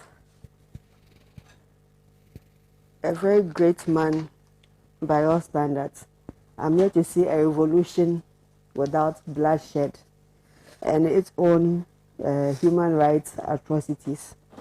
So on the grounds that he led a regime that was responsible for human rights abuses and all that, for me, I'm yet to hear of a revolution that hasn't caused that yet. great son of Africa. He served us to the best that he could. From the time when he took over governance, I wasn't born the time of the AFRC, but I was born in the PNDC. So my submission starts from the PNDC. I think that he's paid his dues to the country from where he picked this country from, and his contributions to economic recovery through the structural adjustment program. During the time of the economic recovery program, when we had this Operation Pumpscard and trying to get all the less deprived, trying to provide some form of welfare system for the less deprived, and all that, diversifying our markets. When I say diversifying our markets, I don't mean the actual markets like Makola. I mean markets as in the economic unit of the country. Opening up the Ghanaian market, quote unquote. Investments and contributions in the health sector, in railways, in transport, in education. At the time when he took over, we had just the Akosombo Dam, and through his contributions with the VRA, aligning the VRA towards aggressive reforms in the energy sector, we had a T2 also coming on stream to provide thermal energy at the time, which was which has served this country very well, because you know when it comes to our hydro solutions, whenever there's low rainfall, it has to affect us. In the areas of health, also in the area of energy, with the rural electrification programs, he opened up this whole country to rural electrification. That alone brings productivity to communities. It brings some form of enlightening. Communities that otherwise didn't have, let's say, industrial bases can now have opportunity to create small micro businesses along the way. In terms of housing, I'm yet to see which of the other governments has done so much in terms of social housing, like Rawlins. I live in Adenta, and that community is, to the best of my knowledge, a product of President Rawlins. I also live in a part of Cape Coast where there's also another housing project which was also initiated by President Rawlins' regime. So I think he served Ghana to the best that he could. He brought around him very intelligent, brilliant, astute men and women who have grown to become political pillars on their own. We speak of Ahoy brothers, we speak of so many of them, that even those of us who are young, we still look up to, like Nanato Dazi. I come from the central region, so you can understand why. We look up to all these fine men and women who have also groomed some of us to become the politicians that we are today. So I don't have any negative thing to say about President Rawlins. I think that he did his best with that era within which he came into office. He also gave us this constitution, which has also served us to this day. It's not perfect. We're here complaining about government every single day. But the thing is for us to also want to change things within a democratic context and not try and do things that will cause another revolution. Perhaps our revolution should not be a revolution that changes government with the gun, but one that changes the mindset and the way of life of doing things and the people. The actual funeral, I don't know, I wasn't very pleased. The military did their part, but there's something missing about the funeral. It was too low-key for me. For a man of his stature, from the time when he was lying in state at the conference center, if if you've observed, when you enter the conference center, on the left side, there are these poles. There should be about 30 or 40 of them. At the time when he was lying in state, I thought that those poles should have had the Ghana flag hanging as half-mast, but they were empty. That's my opinion. I also thought during the actual laying in state that there was so much adwa dancing going on. The guy is an Ewe. So, or let's even not make it like he's an Ewe. He's a president of a country, Ghana, right? And we have different tribes and different cultures at play. Even if we are mourning, but there's still some celebratory mood about it. Shouldn't we have all the other tribes have different dance combinations to celebrate the life of such a great man? That was also missing for me. It was as if we were actually having an Ashanti funeral and not one for a man of Rollins' caliber. And then my third issue also was, when the casket was being driven around town, I didn't come out that day because for some reason I figured that there would be a lot of traffic in town. I expected a lot of people would come out to observe the program. So I was watching with all the live feeds going on. And I was expecting that perhaps we should have had more red and black colors around the city of Accra where the funeral procession will pass to show that we're a nation in mourning.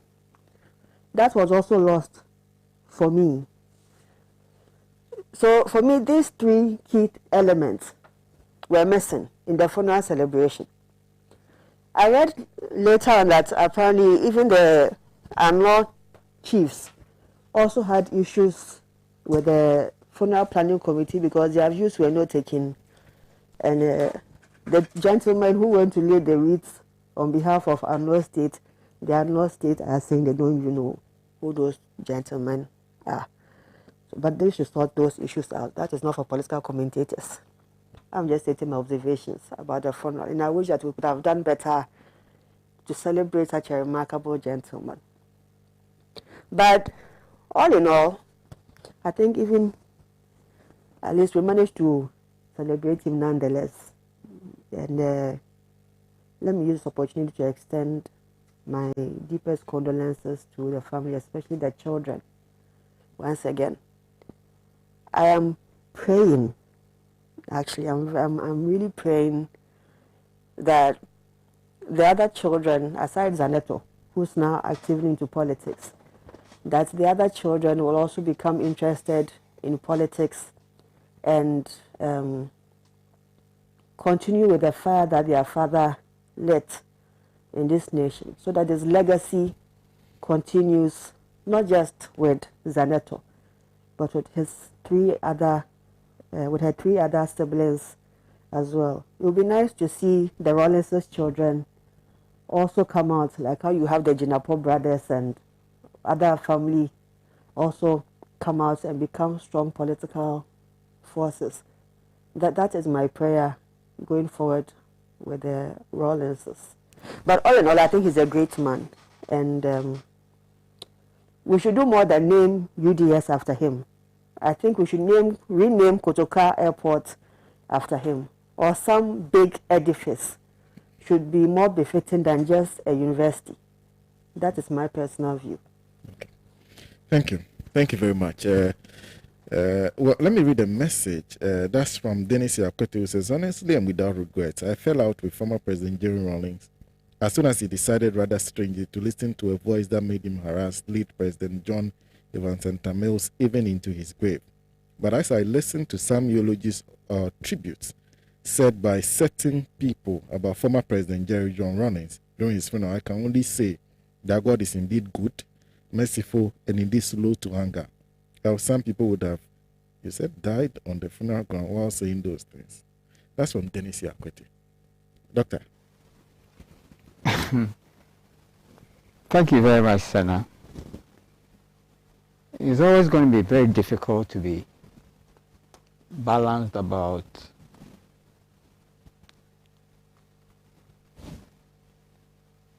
only Mr. Rawlings.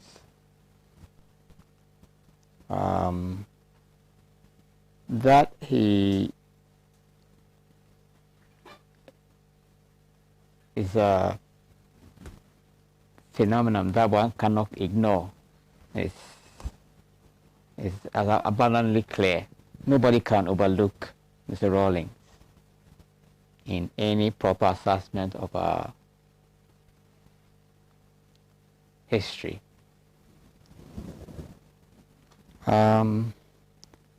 I treated myself to a wry smile when Gabriela made a point about what? Naming Kotoka Airport. Renaming Kotoka Airport? Yeah. Okay. It's better than having a crewmaker's name on it. Once upon a time, some of my colleagues were nearly shot for suggesting that his hero Kotoka's name should be taken off that airport.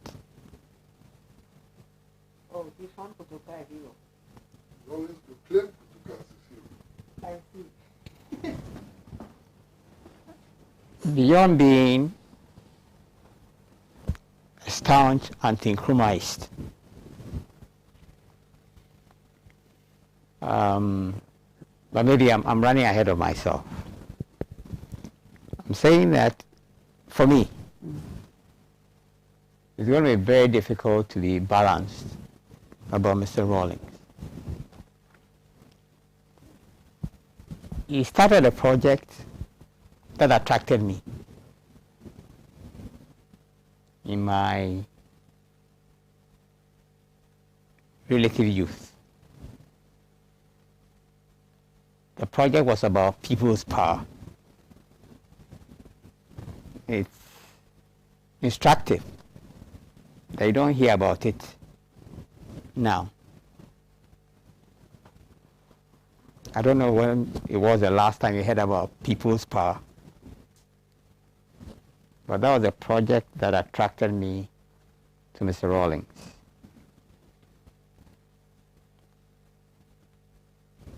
My friend here, Mr. Pratt, I'm sure believes in people's power, but was opposed to Mr. Rawlings because he did not believe that his approach would work. Okay? In the end, it's a matter of irony that his funeral provided one more platform for, I'm looking for the right phrase, for posturing by our president. And actually, I try to watch everything on television. I certainly would not have been present for any reason, COVID or no COVID, at the event itself. If I had been invited, I would not have gone. But there was no possibility of that because of a certain history. But it's interesting. I was wondering what the MPP or President Akufo-Addo was going to say. And I was relieved when he got up to speak. In the end, the project that Mr. Rawlings started, People's Power, that attracted me and thousands of other Ghanaians, but which was also a nightmare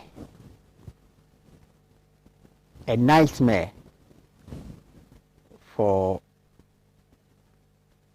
President Akufo-Addo, his political tradition, and the countless hosts of people who are now saying what a great statesman he was.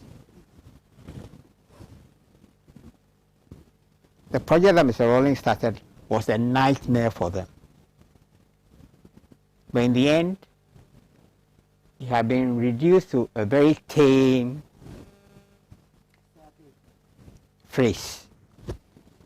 Probity, what is it? And accountability. And it's very apt that our president spoke about the amount of political capital that Mr. Rawlings had invested in that. But what is transparency, probity, and accountability?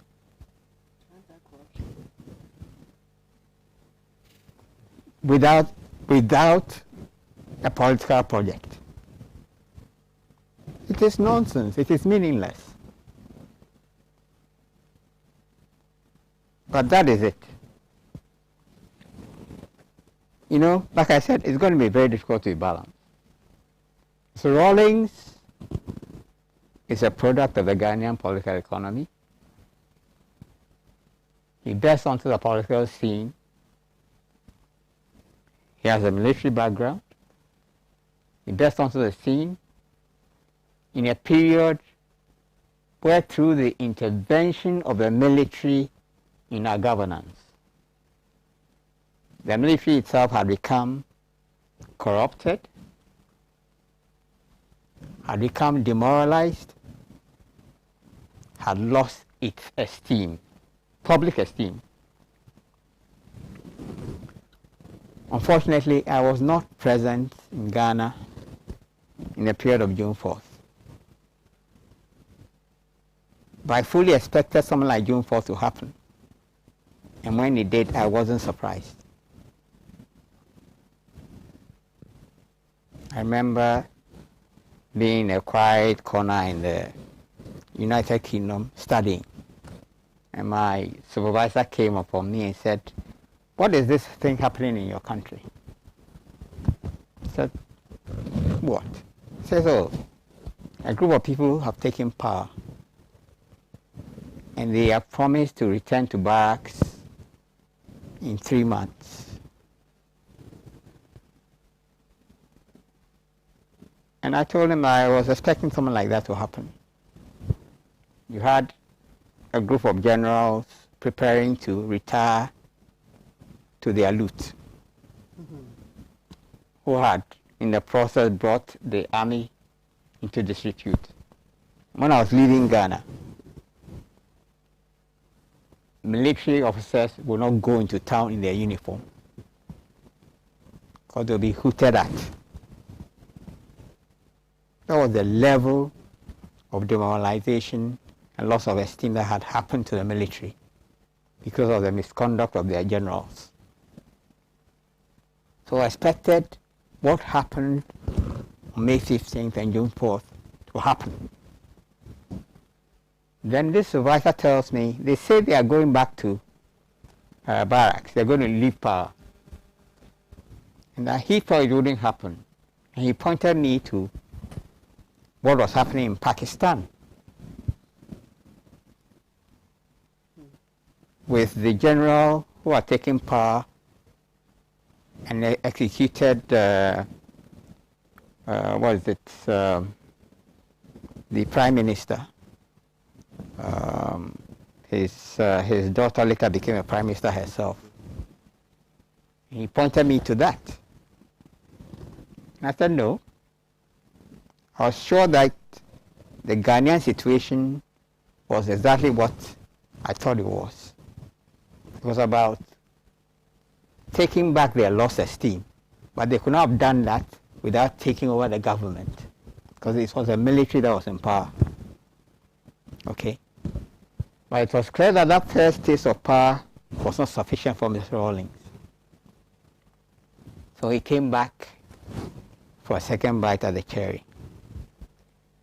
Now, later, I got to learn, and it has not been contradicted. So it was first spoken about by the late squadron leader, so basically saying that the intervention of the Rawlings was predicated on an idea that he had in common with a number of them who had become convinced that they could end the back and forth, the struggle in Ghanaian politics, if they could bring together the Nkrumah project and the Danko Buzia project. And maybe that explains the incoherence and confusion in the NDC to this day. How anybody could, in his right senses, seek to combine the Danko Buzia project with the Nkrumah project. At least to his credit. Although he was, and he stated this, although he was anti-Nkrumah, he recognized very early on that one could not claim to be revolutionary and anti-Nkrumah. So at least in his public statements, he was careful not to, as it were, cross the line, so to speak. Okay, but in the end, like I'm saying, back to this thing, he passes with a Ghanaian neo-colony intact. Like I said, when the project started, the project of Popular Power that attracted me, it gave people a serious flight. The people who today are eulogizing him and saying what a gift he was to Ghana. Because in the end, practically very little has changed. Yes, there was a period of shortages, etc., etc. Okay. Control prices, whatever. Okay. Right now, you can talk of quote-unquote an abundance. Does it mean that everybody has it? No. The basic elements of the Ghanaian new colony are still in place. Our resources go to the benefit of others, not us. Others are fully in charge of our policy. Okay. That cannot be a pretty place to be in. And given the expectations that, for instance, attracted someone like me, the results are completely unacceptable. But hey, I mean, we live to soldier on. I have to be brief, and I'll stop here for now.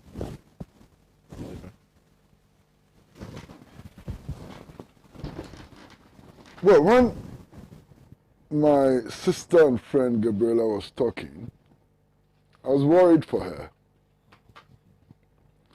Because if she had said some of those things that she said today, in 1982, she would have been in serious trouble.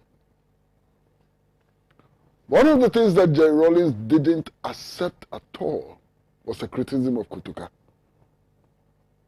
And in fact, Jerry Rawlings proclaimed Kotoka as his hero. The passage of time does many things to all of us.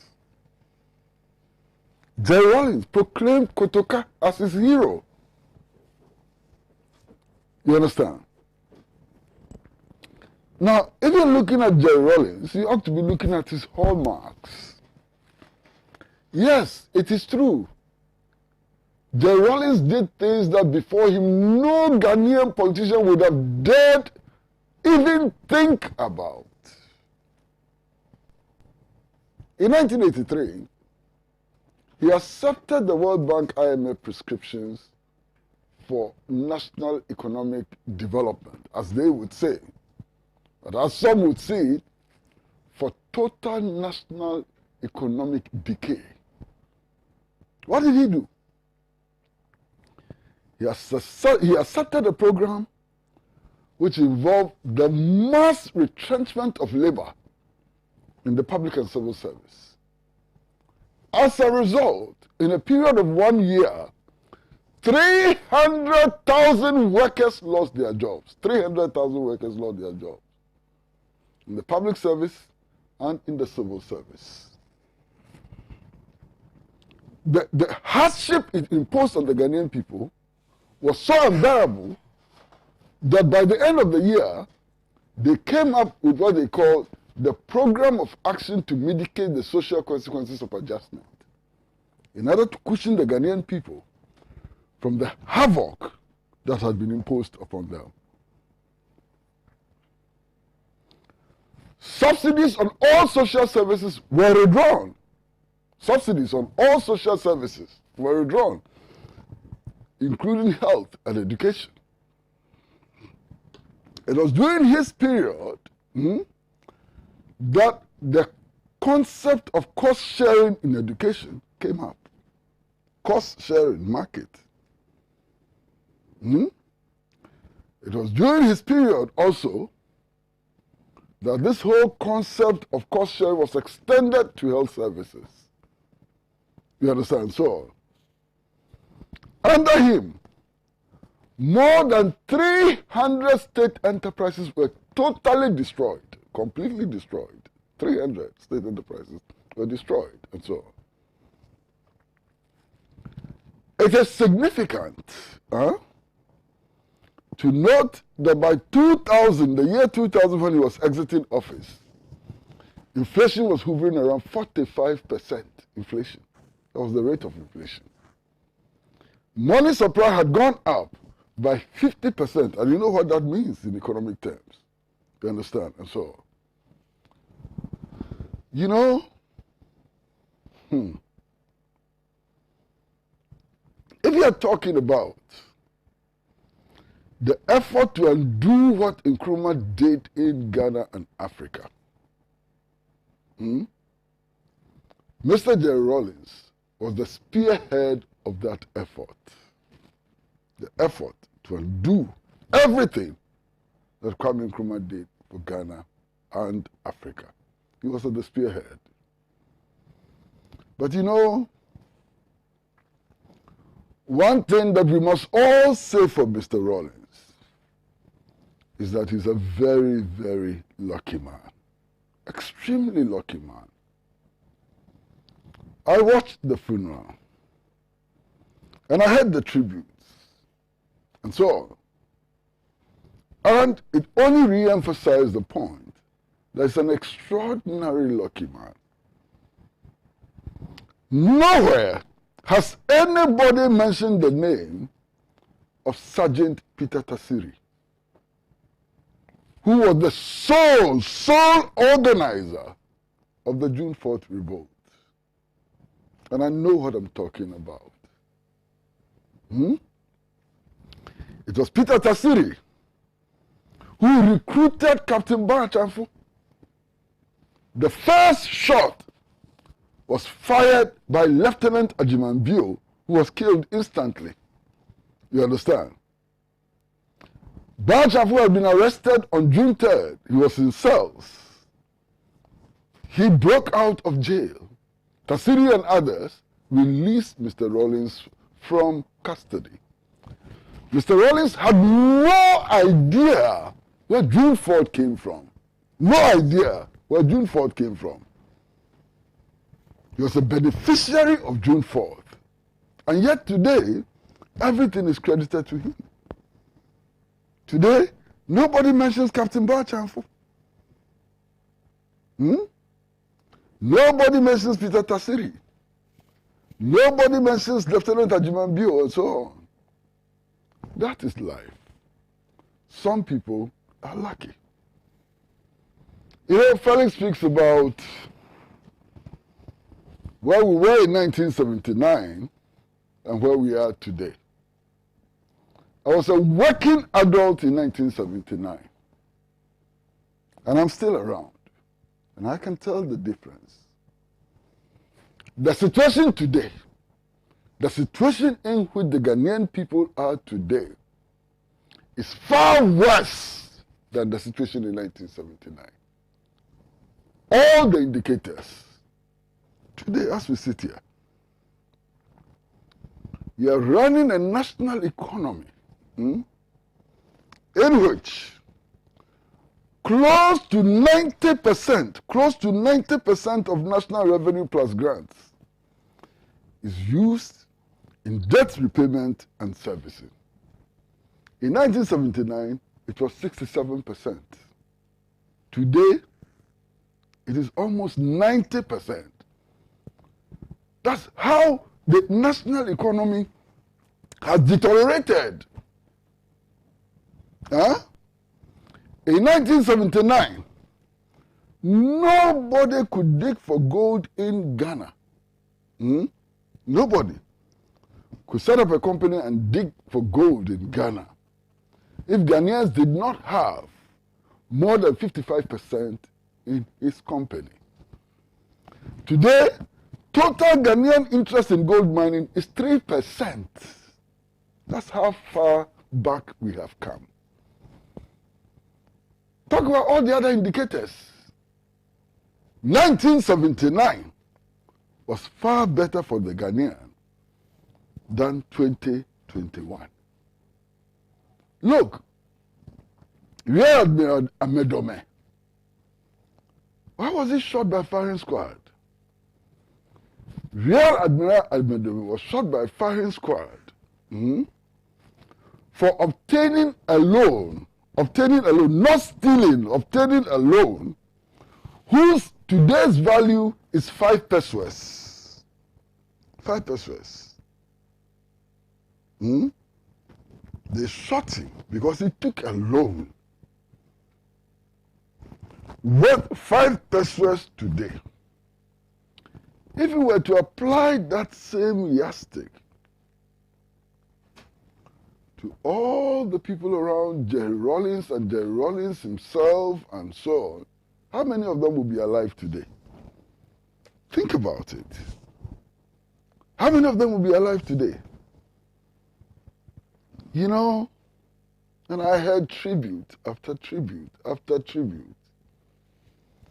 And one of the most interesting tributes that I heard was that he's the father or founder of the Fourth Republic. My goodness, Fourth Republic. Look, Sena, the Fourth Republic, the Republican status that our forebears fought and gained on 1st July 1960 has never been lost. Ghana became a republic on 1st July 1960, and we have remained a republic until today. That Republican status has never been lost. So when I hear Second Republic and Third Republic and Fourth Republic and so on, I'm completely lost. Because since July 1st, 1960, Ghana has remained a republic. That status has never been lost.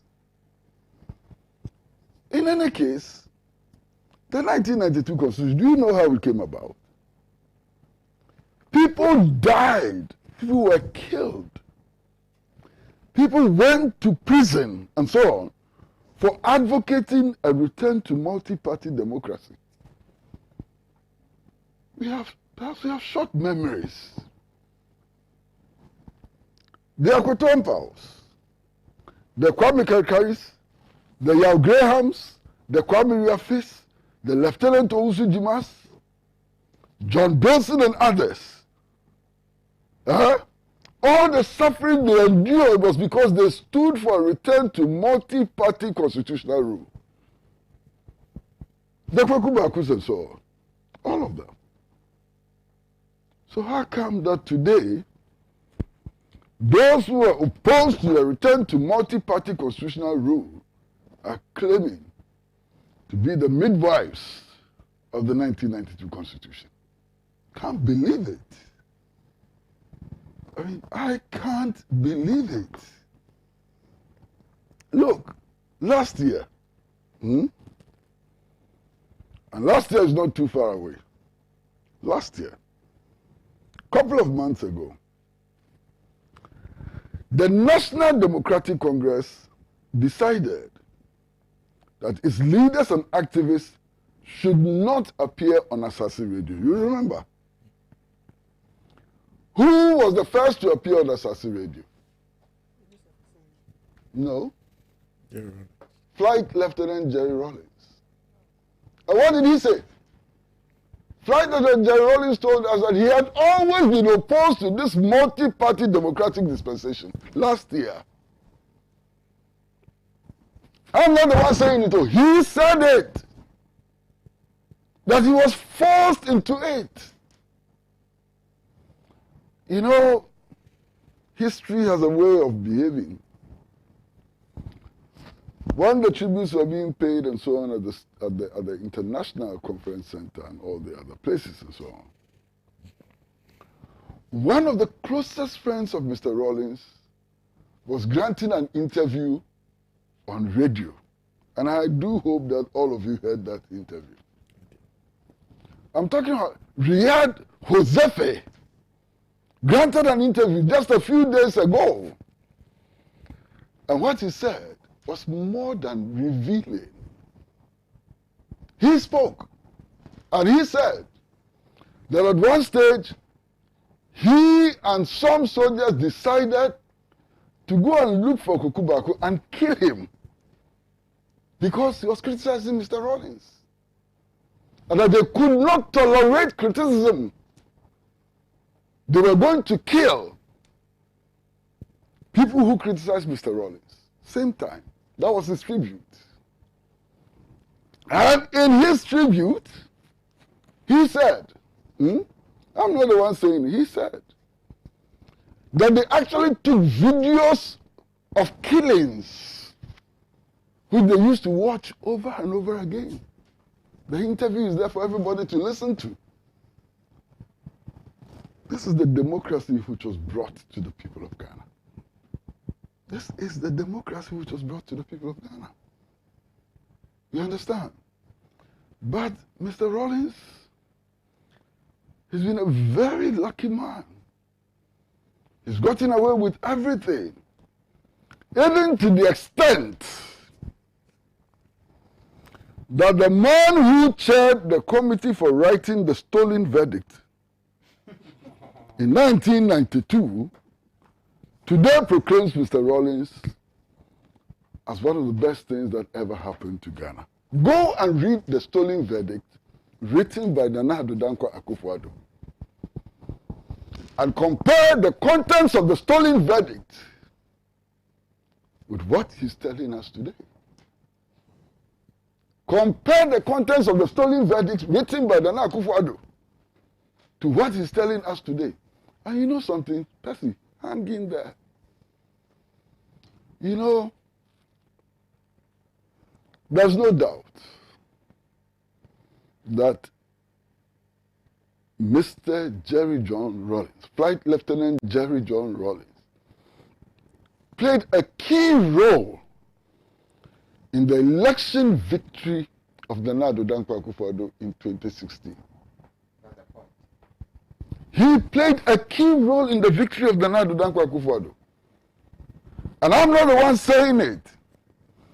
Mr. Rawlings himself has said repeatedly that he did not vote for the National Democratic Congress in the 2016 election. Am I the one saying it? He says that he did not vote for the National Democratic Congress. I recall in the run-up to the 2016 elections,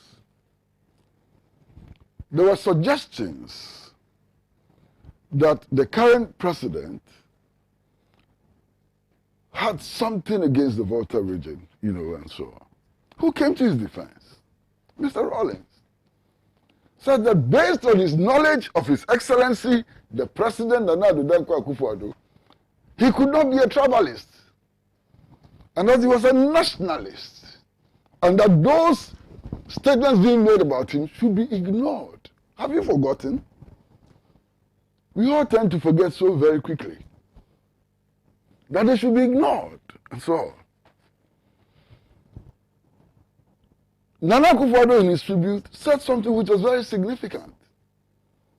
He said one of the things that has touched him very deeply in the last couple of months and so on was when he went for the funeral of Mr. Rawlings' mother.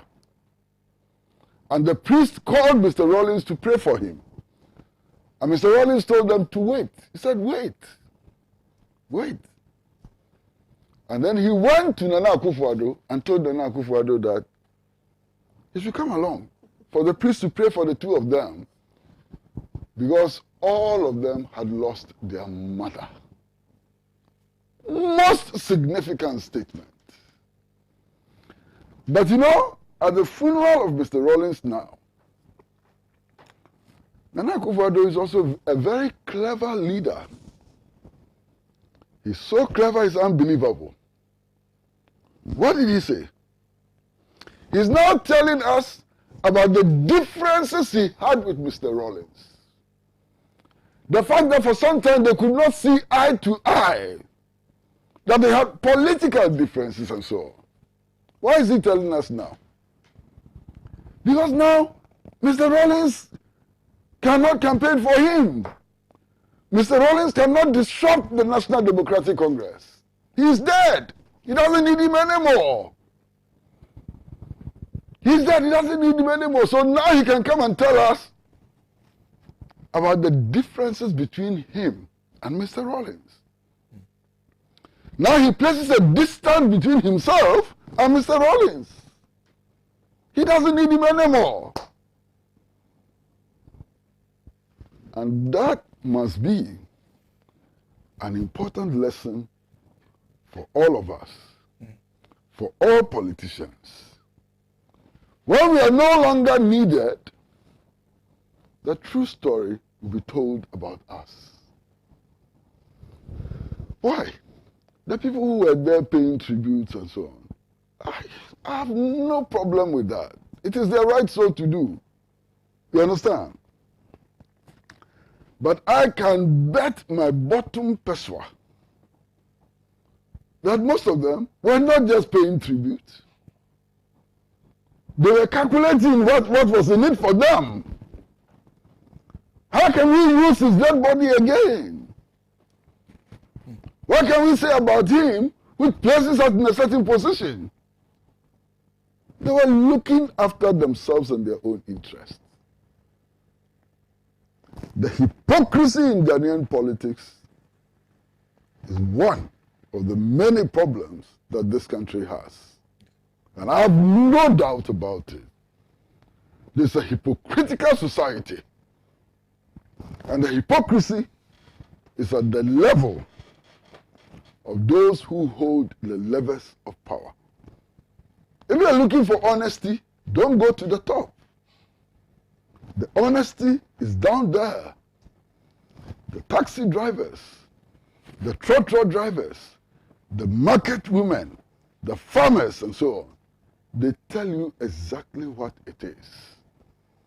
Those who control the levels of power, they don't want to leave those levels of power.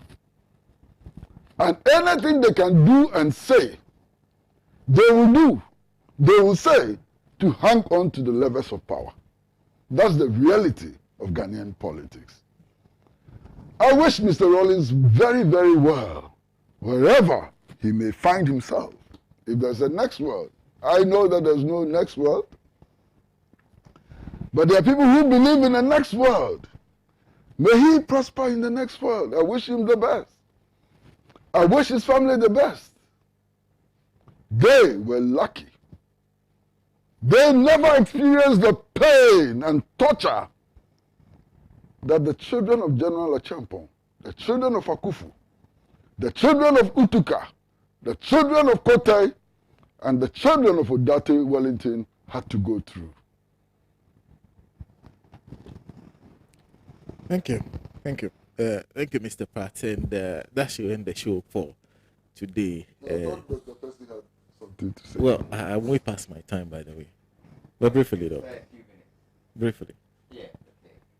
And for the benefit of our brother and sister, because the point is that in the end, the founder was a general in the enemy camp, working on an impossible project to take back his party with the assistance of the NPP. He thought the best way to do that was with the NPC in opposition. That was the project he was working on before he passed away. Even before the announcement of his death had not lasted 24 hours. A battle over his legacy has started.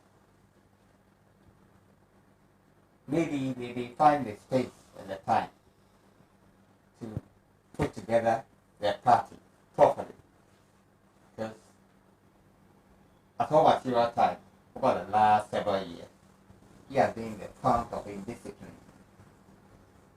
When he was in the party, and then when he went over to the opposition, they could not even found it, they could not even say. They had to. For instance, when you came up with your, the vice presidential candidate running and presented to Mr. Rawlings. One statement that I found very relieving in the course of all the eulogies and all the things that was going on about Mr. Rawlings' passing was a statement that he made. That one thing worse than an enemy is a traitor. In the end, he was a traitor to his own party. But they can take it from here. There's nothing said. It's a wonderful time to do it. The last point about the destruction of our industry. To be fair, Mr. Rawlings, yes, 300 state enterprises were formally closed down, but they have been on their deathbed from '66, when the foundation for their collapse was effectively laid. With the '66 coup and a formal process of taking apart Nkrumah's 7-year development program. You know the people who chaired the committee to dismantle Nkrumah's 7-year development plan? Should I name them? Their leader was K.H. Mensah. Former chairman of NDPC. You know? From that group of 6, people who have served with the United Nations and the multilateral agencies included the late Kofi Annan. I'll stop. Thank you. Thank you, Dr. Percy. Well, Mr. Pratt had indicated, and in fact, we've been saying this for some time now. Mr. Pratt's younger brother will be laid to rest later next week, as precisely Wednesday. As you know, nowadays things are greatly restricted. But just by way of announcement, once again, our condolences continue to go out to him on the loss of his younger brother. And also, I would like to send personal condolences to the family of a young man in Keta, 30 years, Elom Amega. I know him from my days at Jubilee Radio. May he so rest in peace. Very, very sad when I heard the news of his passing. And also to my big brother and colleague at Radio Gold, Big Willie, who is burying his father today. Condolences to you. And then I would like to say a happy birthday to Kofi Adoli, who celebrates his birthday today, I hear. I don't know where the party is, but wherever it is. A big thank you to Tijani and Latifa they've been working on production, and to the rest of the team here at Pan African Television. A big thank you to every one of you around the regions who gave us your platforms. A very, very big thank you, especially to both Volta 1 TV and also to Ahunta 92.3 FM here in Accra. And we're live on Facebook on Pan African Television. A big thank you to you for making time. We are back same time next week with another edition of the show. Let me say a big thank you to Mr. Chris Jr. Always makes time to be on this show and to share his very honest views with us. Felix Kwacho also joined us today. He is a former Deputy Communications Minister under the John Dramani Mahama regime. And a big thank you to Gabriela Teta, who is a member of the NBC's communication team. And then sitting very close to me is a student of history and politics, Dr. David Percy. That question that everybody continues to ask.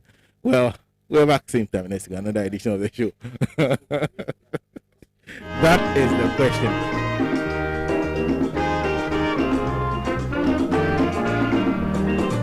He has labored, he has suffered to lead his people into the land of freedom.